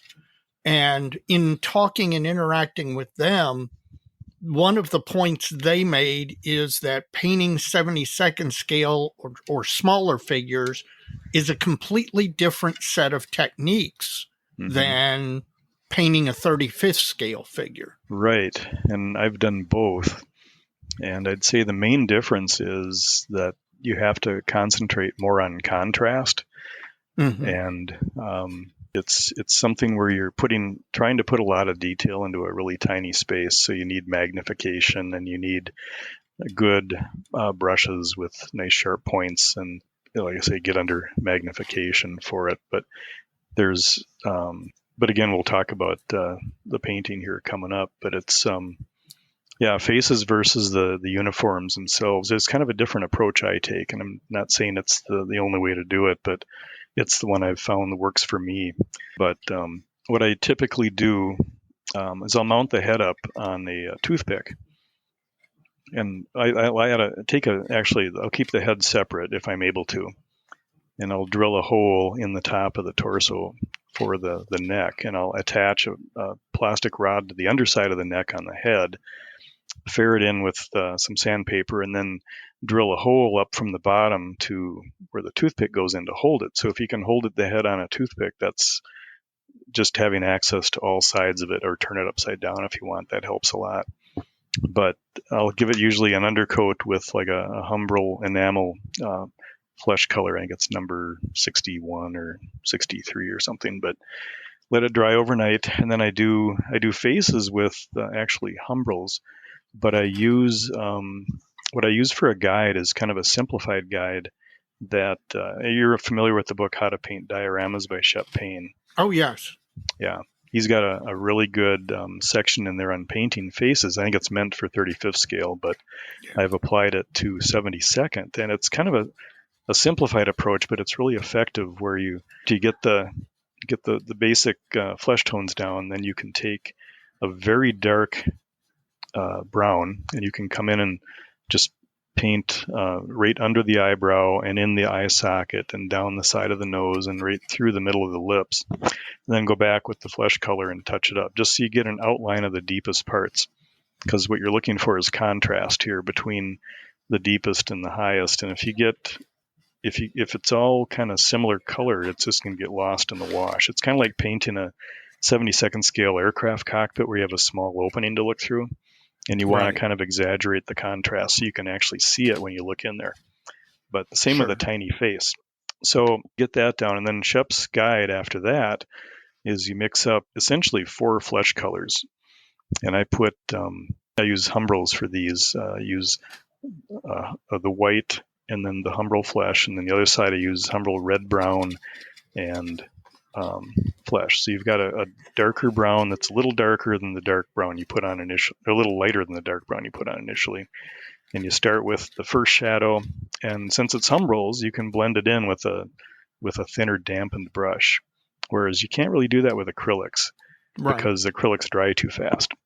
And then you go back with the lighter highlight, and you kind of blend that in on the cheekbones and the forehead. And Shep has the faces marked out in his book. There's a whole page just devoted to faces. And then you go back with a little of the flesh tone mixed with a dab of red, just to give a rosy cheek and get the lips. And you can put on a 5 o'clock shadow, and you kind of just back and forth with the shadow and the highlight and the shadow and the highlight. I don't know if you've watched any of Night Shift's yes, videos on doing figures. Yes. Now he kind of layers it up with translucent acrylic washes. Right. And it's kind of almost a similar approach with enamels, but because you're working in such a tiny area, you just need such a small amount. So just get a real sharp pointed brush, and then you just kind of touch the areas right between the two colors, and they blend, and they go back and forth and back and forth. And see, I'm amazed that you do that with enamels. Obviously, in larger scale figures, you've got two schools. One is an acrylic school, and one is, basically two boils. But enamels is kind of, you surprised me. I would not have thought that. For the uniforms, I usually put a base coat of Humbrels down enamel and let it sit for a few days, and then I'll go over it with oil paints. I do all my uniforms with oil paints. And then, because that's easier to blend and add the shadows and the highlights and go back. And it's really forgiving. And I do things like stowage on armor you can do with oil paints on top of enamels too, and that works really well. But it's really forgiving. You can go back and forth and kind of work it up, and then come back even the next day and kind of add and subtract to it on the uniform too. So but I mount up the figure on a little block, a little 1 by 1 by 1 wood block, the brass pin stuck into one of the legs, which also later serves as the pin that goes into the base and secures it to the base. Sure. And this is after they've been posed and everything. So, but even getting the poses up, I explained about getting the legs and the arms kind of at different angles, and can put on the uniform detail. I use a lot of wine bottle, the foil that comes from wine bottles, because you can cut that out and use it for belts, and you can use it for one of the Battle of Britain dioramas had a lot of British RAF and Army personnel pushing this 109, and they were all dressed in these greatcoats, the long coats. And of course I didn't have anything with figures, but I made all those greatcoats out of wine bottle foil. You can just cut them out and you can cut the armholes out, and then kind of put on the back, and then put on the front left and the front side, and then you can kind of blend it in with there's a epoxy putty. It's called Epoxy Sculpt. Yeah. Familiar with that? Yep. And can kind of work. It's a 2-part epoxy putty, and you can kind of run it between your fingers and get a nice ball to work with, and then apply it with a toothpick, and you can fill these areas between the wine bottle foil and the next one that it overlaps, where you can fill in where the arm attaches to the torso, or and then the nice thing about it is it's kind of water activated, so you can take a small old brush, a paintbrush, and you can dip it in water, and then you can blend it. You can kind of smooth it and blend it. It's almost like pre-sanding. So when it's all dried hard, you can just take a few light swipes of sandpaper and you're done. And so Epoxy Sculpt and wine bottle foil, it comes in really handy.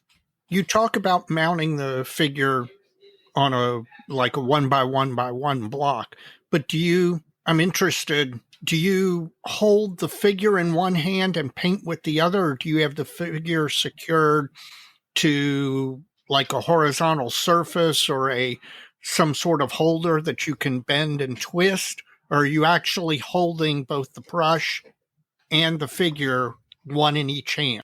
I'm usually holding the figure in one hand and the brush in the other, but I'm resting my hand that's holding the figure on the table, and so it's pretty stationary. Well, back to posing, and yeah, because based on our last conversation and on the podcast before we had any face-to-face real time, and then at Indy and now the Nationals, we've talked quite a bit now about what you do. You know, I'm primarily a 35th scale armor modeler, and I'm pretty well versed in most of the plastic figure conversion techniques for that. I don't do a lot of it because I don't build a lot of dioramas, but I guess where I'm going is I think there's some dioramas I'd like to do, but I think because of the for me, because I built that little Airfix Bofors and Morris tractor a while back, and it really came out nice. I didn't do too much to it, and I'm thinking that some of these modern 72nd scale armor kits wouldn't require a whole lot of extra work, and I could get more focus on the entire diorama and not have to worry about the fidelity of scale on the model and then trying to match that so much. You kind of understand what I'm saying there? There's one I would like to do, and I won't get into the details of it, but the figures aren't going to be anywhere close to anything that's available. Other than the fact you can find German infantry figures in hard plastic from either Esky or Prizer. Yeah, go with Prizer. What I'm needing is figures that are either crouching or kneeling or laying in a ditch. And where I'm going with this is the diorama involves a German mortar team, but they're on the march. The base plates of the mortars on the backpack, the tubes in a tube carrier, the guys carrying the bipod on a backpack, but they're all in cover in this trench waiting to move further along, right? Mm-hmm. So Prizer makes some German mortar teams on the march. Mm-hmm. So all these figures with these packs and rigging I want exist, which is fortunate, but they're all upright and walking. Of course. No, that shouldn't stop you. Just you can start with that and just cut them off at the waist, and then find some other figure set that has separate legs. Like if you can find some separate legs, you can just cut them at the knees and bend them and glue them back together. And it'll look pretty crude at first, but once the plastic's hardened and dried, you can go in with your knife and you can clean things up, and you can go in with the epoxy sculpt, and you can smooth things out, and you can attach them to the bottom of the torso at any angle you want, and then come back in and you can add some uniform detail with the epoxy sculpt again, and before you know it, you've got exactly the pose you want. Just that easy, man. Hear that, Dave? It is for him. Steve, have you ever, you mentioned it, you model based on photographs. So you have figures in exact poses.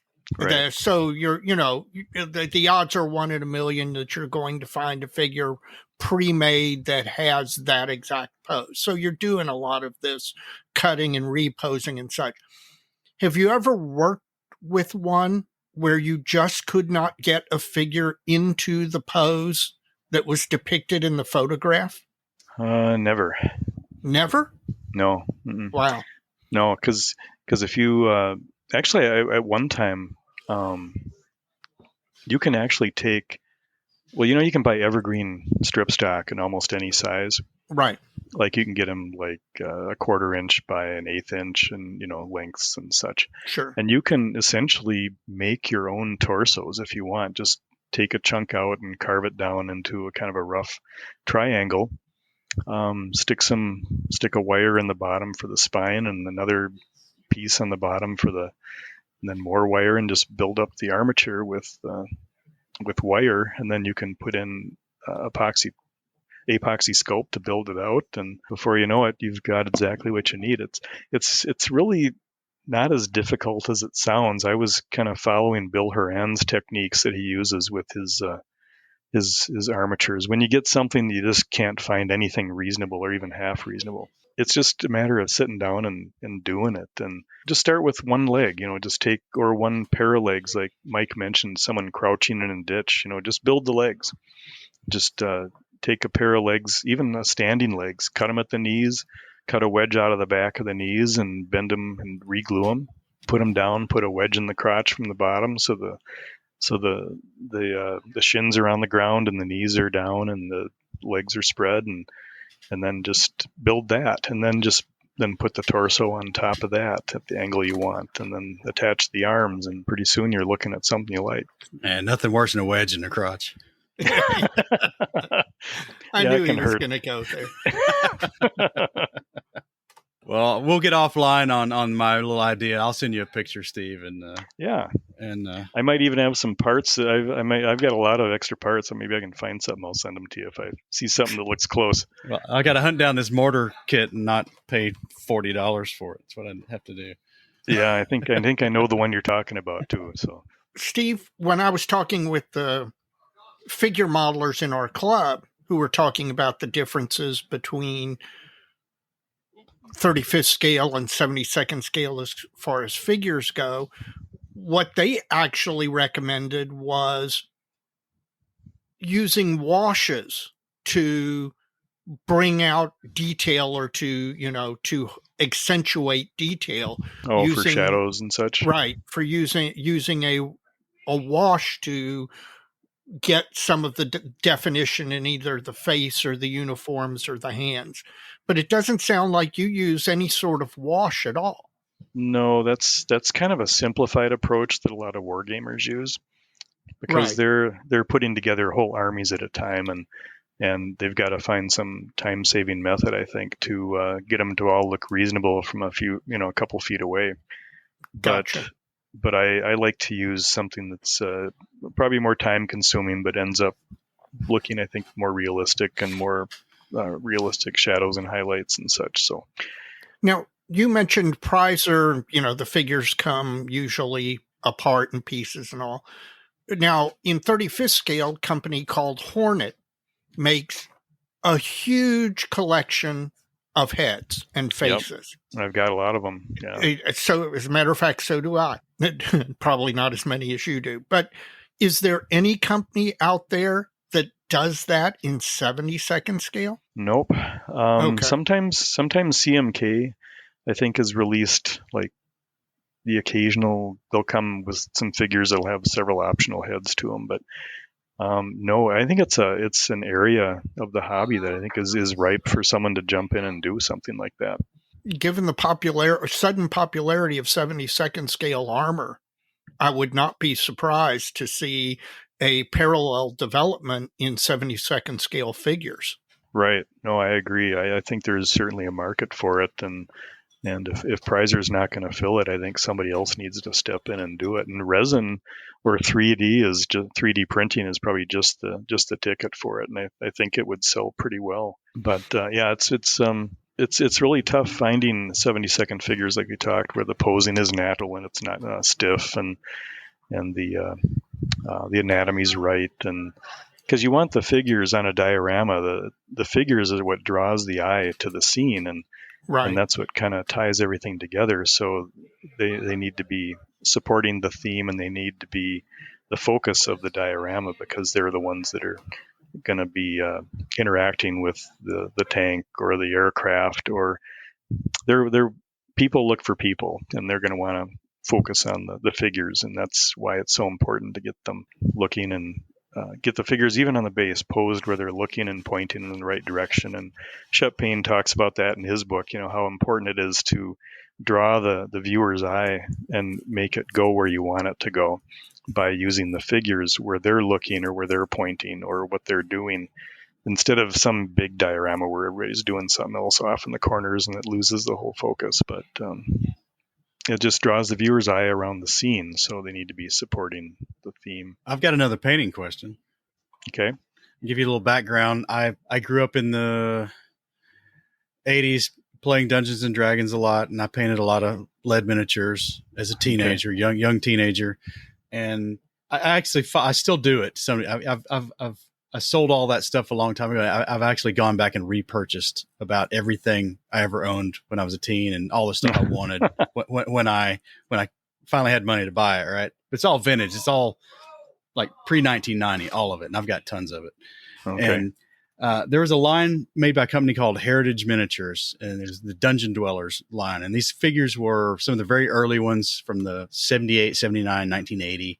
and they're really whimsical and had a lot of charm to them. And they're really popular even today with a lot of these vintage figure painters. Detail on them is kind of soft. And one of the guys I follow in a particular Facebook group dedicated to these vintage miniatures paints a lot of these, and he does a lot of painting of detail that's not even there. And getting back to my little Bofors deal, it had some hard plastic styrene figures in that set that weren't bad, really. Some of those Airfix hard plastic figures that come with some of their ships or their 72nd scale motor patrol boats and things like that, and some of their armor kits really aren't too terrible.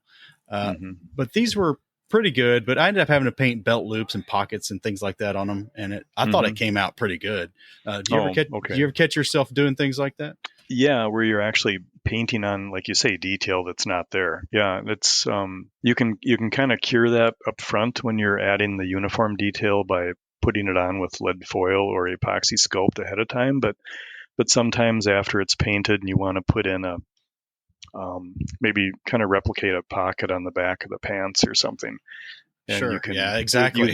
Yeah, you can use like shadows and highlights and a sharp brush, and it come out pretty surprising, especially in smaller scales. You can really give a good impression of that. And like we were talking about paint earlier, I use oil paints to do the figures, the uniforms and such. And oil paints tend to dry kind of satin color, and then some of the detail that you may have painted on, like you're talking about, can get lost in a sheen. So what I do is I actually, when it's all done and the oil paint is cured, I take Tester's dull coat and brush it on, and that flattens it out really good. And then you don't get a sheen, and all the detail you've painted on starts to look a lot more three-dimensional if it's really flat. I would agree with that. I would also say that brush painting that dull coat over something finished in enamels is pretty bold play. Yeah, I let them cure for a couple of weeks before I do that. But if you work fast, but I never airbrush it on, because if you airbrush it on, it gets, for some reason on figures, it gets kind of chalky.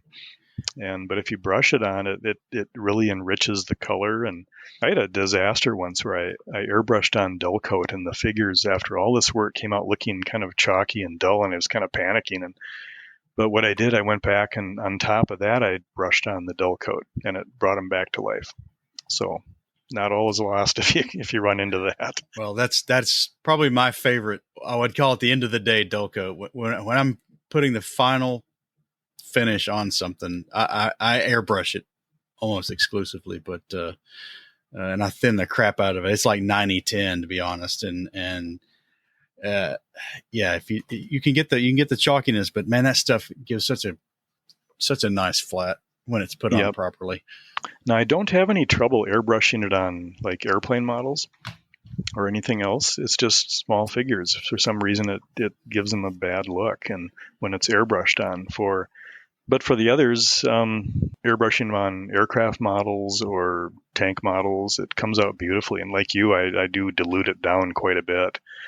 And I used it on that Friedrichshafen FF60.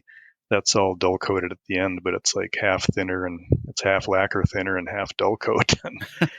But it came out with kind of a nice satiny finish. But on the figures, I always brush on the dull coat. It's a small enough area. I would never try brushing on dull coat over a large flat area, because then you'll just asking for trouble. But you can do it pretty quickly on figures, and then you get a nice flat finish that doesn't mute the colors, and the detail you're talking about that you might be painting on all of a sudden starts to look a lot more three-dimensional than it would if there was any sheen to it. So the one reason I don't like Tester's dull coat is the gold color, and therefore it sometimes has a tendency to color shift. But if you're working with figures, do you think it enhances the colors you're working with? Because in figures, you're working with, say, skin tones or browns and greens that might actually be enhanced by a yellow shift. Well, I guess I haven't noticed a yellow shift in the dull coat I've used, and like I say, I only brush it on the figures, and And for the faces and hands, I usually use an acrylic satin clear. Gotcha. So so when you're brushing dull coat, you're brushing it on the figure body, but not the skin tones. And then when you integrate it with the base later, you can start to use more oil paints and pigments and things, to get them kind of dusty and integrated with the base and such. But do you have any other technical topic you want to cover with 72nd scale figures? We talked about the faces and using Shep Payne's guide and the How to Build Dioramas book. I'd highly recommend that. Highlight edges of everything in 72nd scale so they pop. That's something you can do with the edges of uniforms, the edges of cuffs and collars, the top edge of belts. If you get a sharp brush and some oil paint, which you can put on in just ultra thin layers, but you can get a real nice edge on it. So again, like in 72nd scale, you need to kind of exaggerate details a little bit, and you want to kind of highlight the edges of everything so it kind of pops. And same with shadows and highlights. When you're painting those, I would tend to maybe exaggerate the highlights and the shadows a little bit because you're going for a little more contrast. And I've done 35th scale figures too. I don't do those anymore, but that's why Dave mentioned about the hornet heads. I've got tons of hornet heads. If you want some, I can get some for you because I've got lots of them. But I don't build that scale anymore, man. But you should. You are very talented. Yeah, maybe someday. Your World War I stuff is particularly inspiring. Oh, thanks. Yeah, it's. I've kind of stayed with World War I aircraft, 72nd scale on and off for a while, and I've got several areas of interest. That's one of them. World War I, 72nd scale, German and Austro-Hungarian, and World War II Japanese aircraft, World War II German aircraft, and lately 72nd scale crash dioramas. So, and Dave set me on to an idea for one I might got online for next year. I think that's the Ghost Bomber of Cambridge. Yes. Oh God, Dave's gonna go around. I told him to build that. Damn straight I am. I can tell you. Hell, I'll have that tattooed on my damn forehead if he does it. But it was a great idea. I thought, yeah, this really fits the bill. So. I had never heard that story, and then it was one of those Mark Felton production things. And the fact that the aircraft came down pretty much intact is just perfect for that kind of diorama. Yeah, I looked it up. I actually took some still photos off the video on YouTube. Yeah. By just using a thing called Snip and Sketch that you can just grab it off there. But the tricky part about that one is it's a DO 217. I think it's an M, but It's got the forward fuselage, which is all glazed, is intact, but it looks like the structure behind the cockpit's kind of broken, so it's kind of at an angle a little bit. Yeah. So that might be a little tricky, but that just adds to the fun, right? If you ever interested in that, there was on 72nd scale aircraft forum. It's actually a pinned topic somewhere where this particular modeler was fascinated with that version of the DO 217, which is a little hard to pull off. Yep. And he went through all of the modifications that you need to do. I think it was the Italeri kit. Yeah, and that's an oldie. Yes. And life's too short for crappy kits, you said. Yeah, he went through. Yes, but that's for Dave. That's a Dave exclusive. Yeah, that's for me. Okay. That's for a mere mortal. Any man who scratch builds a triplane float plane with four engines. With 4 engines. By the way, I wanted to ask you, how long did it take to train the Spider to do the rigging on that darn thing? Oh, that was a task, but you get the right material, and it's not. I was going to ask you, what is the right material? Because I, from looking at it, could not figure out what you rigged that with. Well, it's actually 0.005 inch stainless steel straight wire. I wondered if it was cut to length. Yes, cut to length. You can use a compass to do your measuring. Yeah. And then you can cut it. I use old X-Acto knife blades on glass would work, or a ceramic tile, and then you can comes as a kind of a bright steel color, but you can you can run it underneath a black Sharpie and a newspaper, kind of run it underneath, pull it through. Yeah. And it comes out with kind of a nice, kind of a bluish gray kind of tint to it, which is kind of just right. And so it took me forever to find a source for that stuff, and I finally found it. It was it's on Component Supply Company, but it took me a long time to find it. But it's I can send you the link if you want. But it used to be available through Small Parts Inc. Remember that company? Yes. And I don't think they exist anymore, or I think they do, but they carry a lot of weird stuff now, and nothing like that. So, but by the way, that's. You talked about interest in World War I aircraft in 72nd scale, and you know I am a huge 72nd scale fan. Mm-hmm. But World War I single-engine aircraft in 72nd scale, those things are amazingly small. I mean, They are. Yeah, I can see tiny. why somebody goes to Wingnut Wings 32nd scale for something like that. Yeah, you can actually see it. Yeah, so exactly. But those kits have details as small as everything on that 72nd scale kit, and by the thousands. Yes, there is some truth to that. There is some truth to that, but they're not major components at that point. But if you want to close out the discussion on the small scale figures, there's some references I could recommend. Sure, absolutely. Please. Then I'm got one thing I'll let you talk about after that. So okay, lay it on us. Just four books that I'd recommend. That's pretty much all you need. I've got probably a dozen, but these are the only four I still consult. Of course, How to Build Dioramas by Shep Payne. That's a classic. The Bible. And I use that primarily for painting faces, and I still consult it today when I line up 6 to 10 faces to paint, mounted up on toothpicks, and my wife makes fun of me for that. But I'll pull that book out and I'll turn to the page and hold it down and just remind myself of the step-by-step procedure, and it tends to work every time. So that's probably my top pick. And Shep Payne has another book that he did. It was for a fine scale model or a soft cover, just like How to Build Dioramas. It's called Building and Painting Scale Figures. Yeah. And it's got a 1993 date on it, but I think Fine Scales republished it. But and it deals with mostly larger scale figures, but a lot of the techniques are the same. A third one, Military Modeling Masterclass by Bill Horan, 1994. That's excellent, and that shows you how to modify figures. Again, he deals with 35th scale primarily, 32nd scale, but the techniques are adaptable, and I'd recommend that for inspiration, if nothing else. And then probably lastly, there's a kind of an oddball book I found on Amazon called Dynamic Wrinkles and Drapery. It's by an author named Hogarth, 1995. I think it's been republished since. But what that does, it's got examples of how clothing wrinkles when you move certain ways, and it's all drawings, but it shows how the wrinkles go if you're twisting or bending or reaching.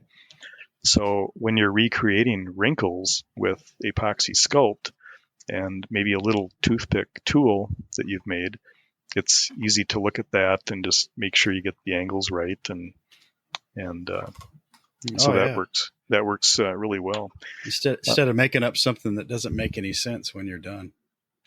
Yeah, and some of my early stuff, I'd come in and look at some of the wrinkles, and I think, well, that doesn't look right. So I got that book, and it does help. It's some of it's obvious, but some of it's really helpful. So, is it a figure modeling book, or was it no, guy just interested in like wrinkles? An art book? It's exactly, Mike. It's an art book, but it serves our purposes perfectly. So you can find the kind of the pose, someone reaching or pointing or bending, and if you're looking to, well, how's this shirt going to look when he reaches that way, and you can stand in front of the mirror and try and do it, but it's it doesn't work real well. Well, God bless the author that put that together. Yeah, really. Yeah, but that's a good book. I'm sure that sold tens of copies. Yeah, I bought number 8. You might be surprised. Yeah, I think I bought number 8. Yeah, for sculptors and painters, that may be a popular book. Actually, it may be. It might be. I think it is. Yeah. before Mike asks his question, you mentioned tools and you keep mentioning toothpicks. Do you actually use any other tools when you're sculpting on those small scale figures, like silicone brushes or dental picks or anything like that? Or is it mainly toothpicks that maybe you carve and cut as needed? Yeah, it's like Night Shift always says. I try and find the ghetto solution to whatever I'm working on that doesn't cost an arm and a leg. So Gotcha. a lot of the materials I use, epoxy sculpt, I love that stuff. Yeah. There's another by AK. It's like a blue green ribbon called Yes. AK Green Power by AK, and that's kind of the same as like Knead-A-Tight. Toothpicks, yeah, I sharpen toothpicks. You can take because they're made of nice hardwood. I use them for mounting up the heads, and I use them for I sand them to a point. And I have one toothpick I use for cleaning my airbrush tip. I have it sanded out to a really fine point, and since it's a hardwood, you can push it through and twist it around in the tip, and you won't hurt the airbrush tip. But that's a different story. But yeah, I use a lot of toothpicks because it's really good for the scale for imparting wrinkles in the epoxy sculpt or the other. Humbrol paints, like I say, I use those for faces and the undercoats on the rest of the uniform.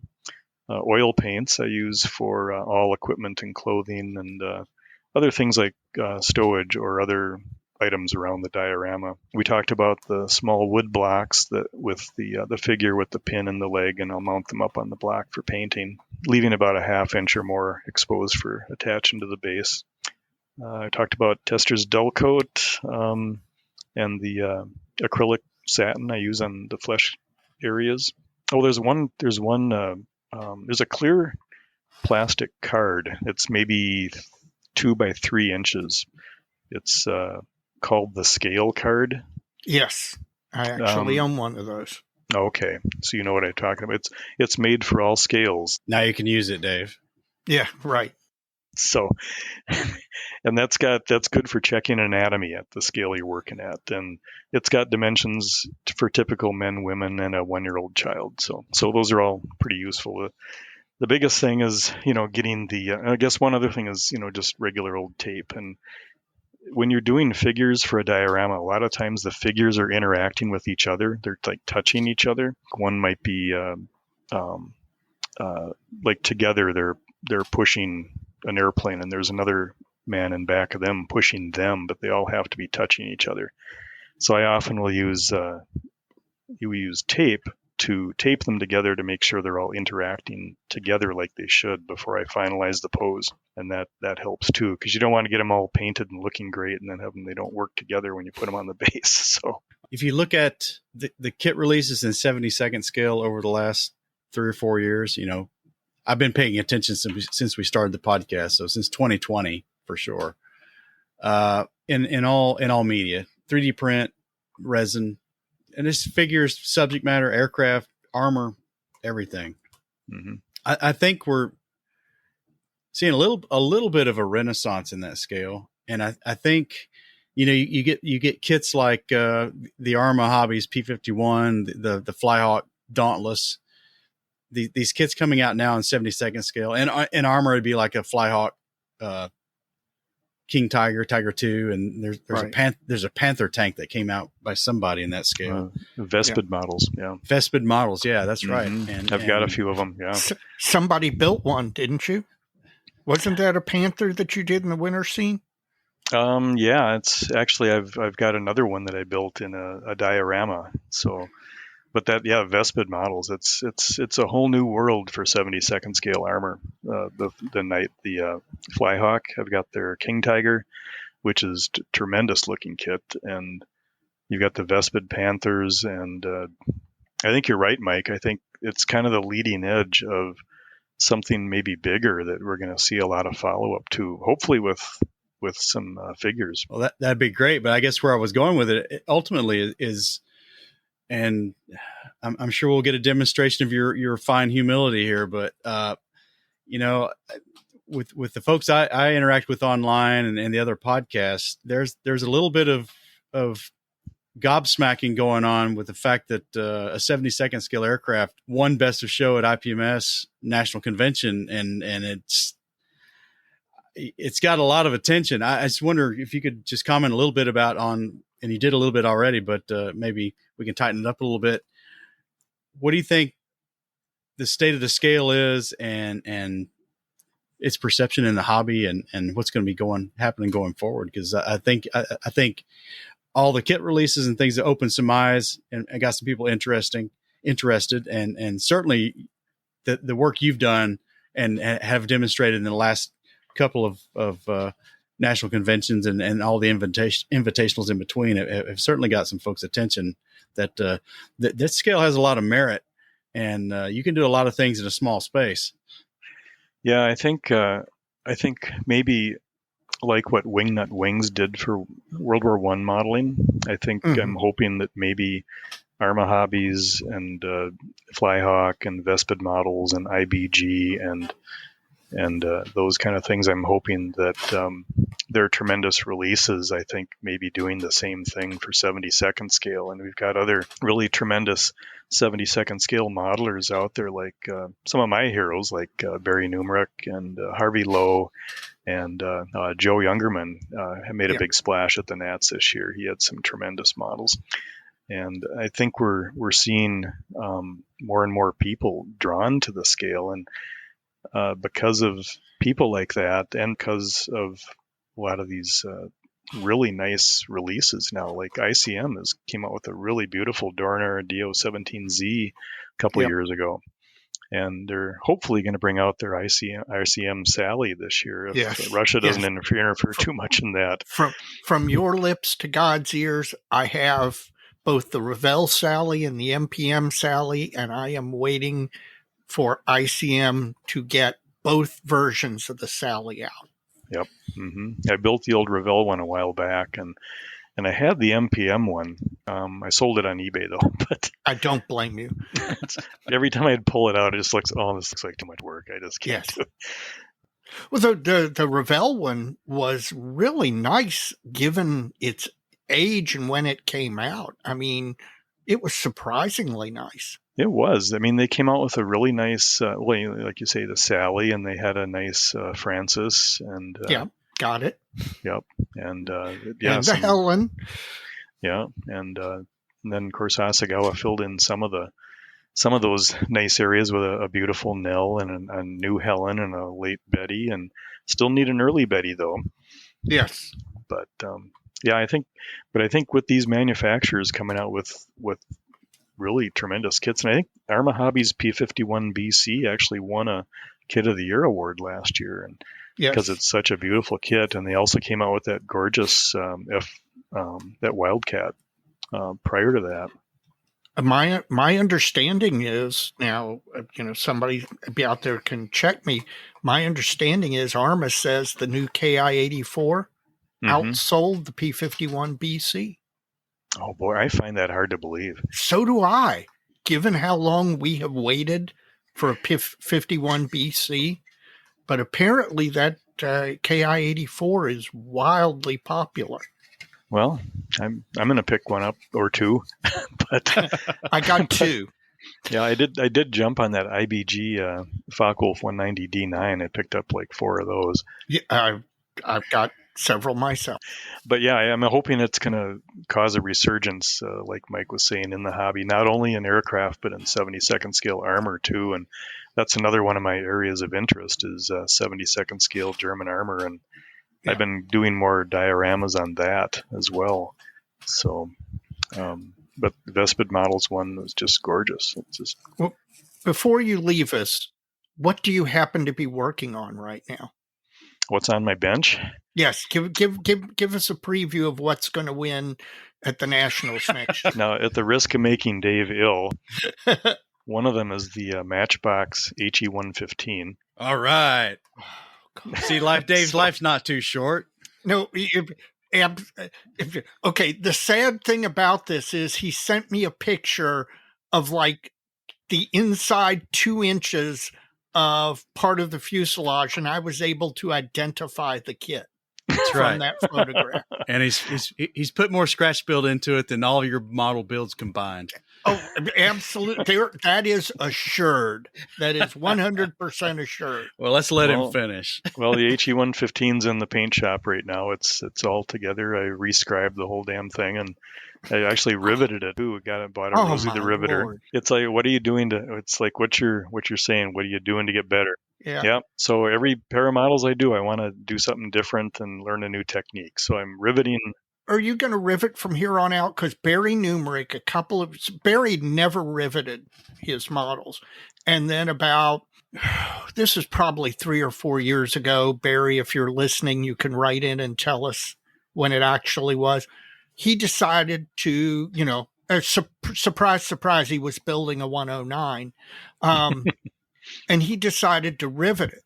And he did, and just became utterly sold immediately on the technique, to the point where he said on 72nd scale for him, I will rivet every model from here on out. Oh, he's the master at it too. It's just it's unbelievable. Yeah, I've actually got Barry's 109s are rotating on my desktop this last few weeks. I can understand why.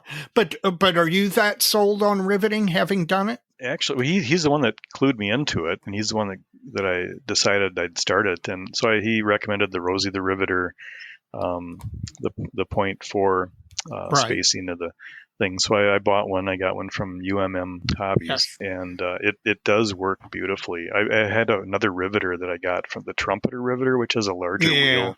It's just trash, though. It just Yeah, so I picked up this one, and it does. I riveted the whole HE115 with it. Did you have any trouble with the learning curve of riveting? A little bit. I practiced at first. I got some old paint mules out, and I'd practice. And at the Nationals, I stocked up on some tools too. And there was a tool guy that sold a couple different wraparound stainless steel guides for things like riveting and scribing. So I picked up some of that. And that seems to help. But what helps the most is there's a scribing tape out there by some Japanese company. It comes in 3 and 6 millimeters, and you can wrap that around and it sticks. And it's good for a couple uses before it gets not tacky enough to stick anymore. But that makes for a good guide for the riveter. Is it like Dymo tape, or is it? It's like that. It's about the same, maybe not quite as thick, but it's clear, which helps a little bit. And it's, I think it's on John Miller's website, Dr. Strangebrush. Okay. I think he's got some of that there. He's got the UMM tools, the scribers too, which are great. So, and I've got some of that stuff from him too. So I've been using that, and that was my plan to get better on these two. And I always build 2 at a time. So I'm building another diorama, which is it's the Heller Arado 196. All right. Except that's going to be busted up at sea and sinking. Well, mine won't, but I'll be inspired nonetheless. Is it from a photograph? No, this one I'm just kind of winging it. That'll be a first, but I'm riveting. Interesting. Yeah, I'm riveting that thing. I'll send you mine. You can rivet it. And it's the old Heller kit, so that one's almost as old as the Matchbox 115.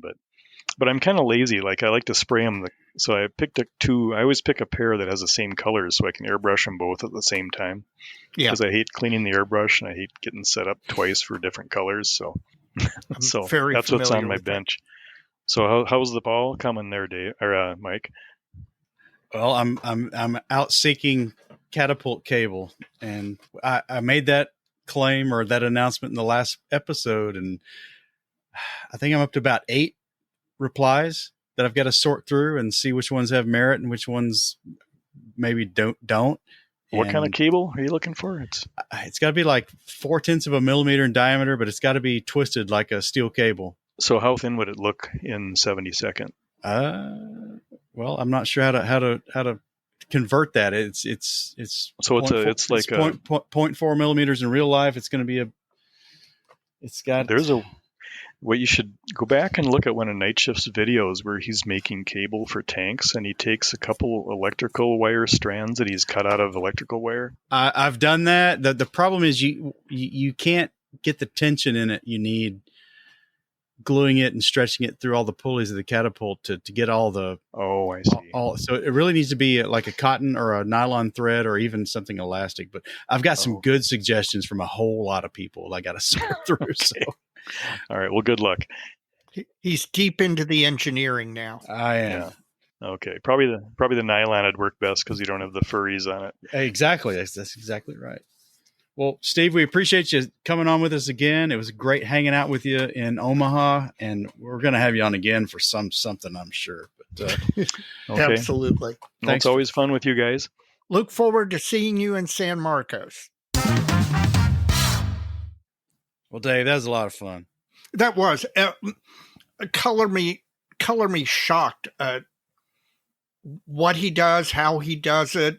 Every conversation I have with Steve, I'm A, more in awe of his skill, B, more impressed by what a open and generous modeler he is. He will sit there and explain techniques and what he does and how he accomplishes it. And that's the way most modelers are. When you walk up to them, they're next to their model and you say, that's awesome. How did you do this? Or what did you use for this? Most modelers are more than willing to share how they got what they learned. And Steve is the exemplar of that. And it's amazing that somebody can be that nice and that sharing and also have that level of skill. Well, I'm sure he's going to be a staple at the Mojo Dojo at national conventions to come. Oh, absolutely. We treat the man right, and he deserves it. And his protege there. Yes, Mr. Mark. Copeland That's right. Mr. Copeland and I are exchanging emails on a regular basis, and things may develop. Well, all right. Well, I hope everybody enjoyed that. That was a lot of fun. Yes, it was. It was great fun for Mike and I, and you all get to come along for the ride. Mike, I assume you're getting toward the end of your modeling fluid. I'm certainly getting toward the end of mine. Well, I did get to the end of mine. Cold check pills. We'll play on the words of cold check, but give you $1 to tell me how it's spelled. KOLSHACK. No, just the check part. So it's not bad. I'm gonna Blue Stallion here, local in Lexington, brews almost entirely German style beers. Right. Now, a Pils is of Czech origin, but it kind of bleeds over pretty hard into German styling. So that's why they brew this. The thing is, most real, and I tell you, they've got a Dunkel that I love, and their Hefeweizen is out of this world. Oh, I need to pick that up because I am a Hefeweizen whore. I love that stuff. This one, I think it's interesting because Three Floyds makes a Pils, and they nail it.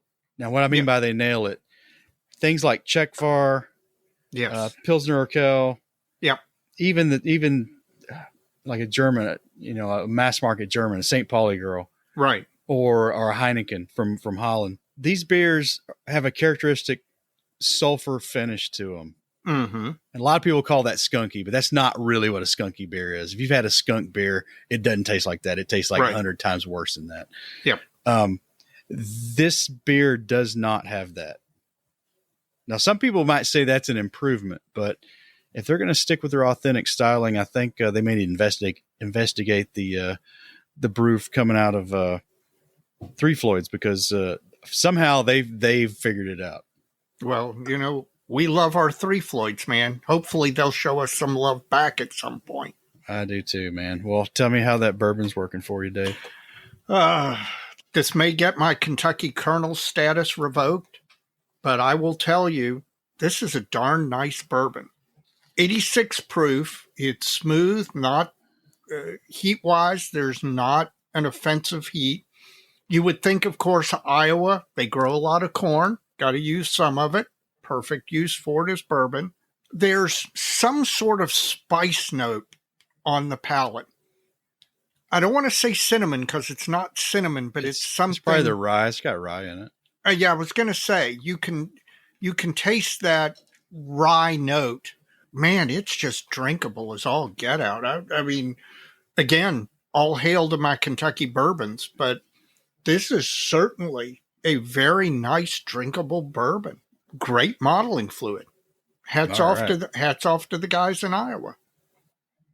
We're getting down to the end of the episode here. Do you have any shout outs? Well, I've got a general shout out. I want to Okay. shout out everybody who's chimed back at us for my little catapult cabling problem. That just gets right back to what makes this so much fun. I mean, Yeah. I had an issue. I was grousing about it, and half dozen people come to the rescue. And sure, there's a solution in there somewhere. They're not all going to be, but collectively, they're going to save the day. I've got two shout outs. My first shout out is to our guest tonight. Steve is, as I said before, a really great modeler. And on top of that, or maybe more importantly than that, a really nice person, a good human being. And every time Mike and I sit down and talk with him, whether it be in person at Invitational or National, or interview him for the podcast, it's always nothing but a pleasant experience that I come away with, having learned a number of things. So I want to shout out Steve and say thank you, and I appreciate you coming on and being a guest. And your other one? My other shout out is to Dr. John Miller, our sponsor of Model Paint Solutions. John has not only done us solid by being able to order and quickly get items from him, but because of the fact that our listeners have done so. I know that the service he gives us isn't just because of the fact that we have a relationship with him. He gives that same quality service to all of the folks who interact with him and order from him. That doesn't surprise me, because John is genuinely a nice guy who values the interactions he has with other modelers. So I just want to shout out John for providing great customer service. Well, all right, Dave. Typically, when we have one like this, it gets long with a great guest. So, Dave, as I always say, so many kids, so little time. You take it easy.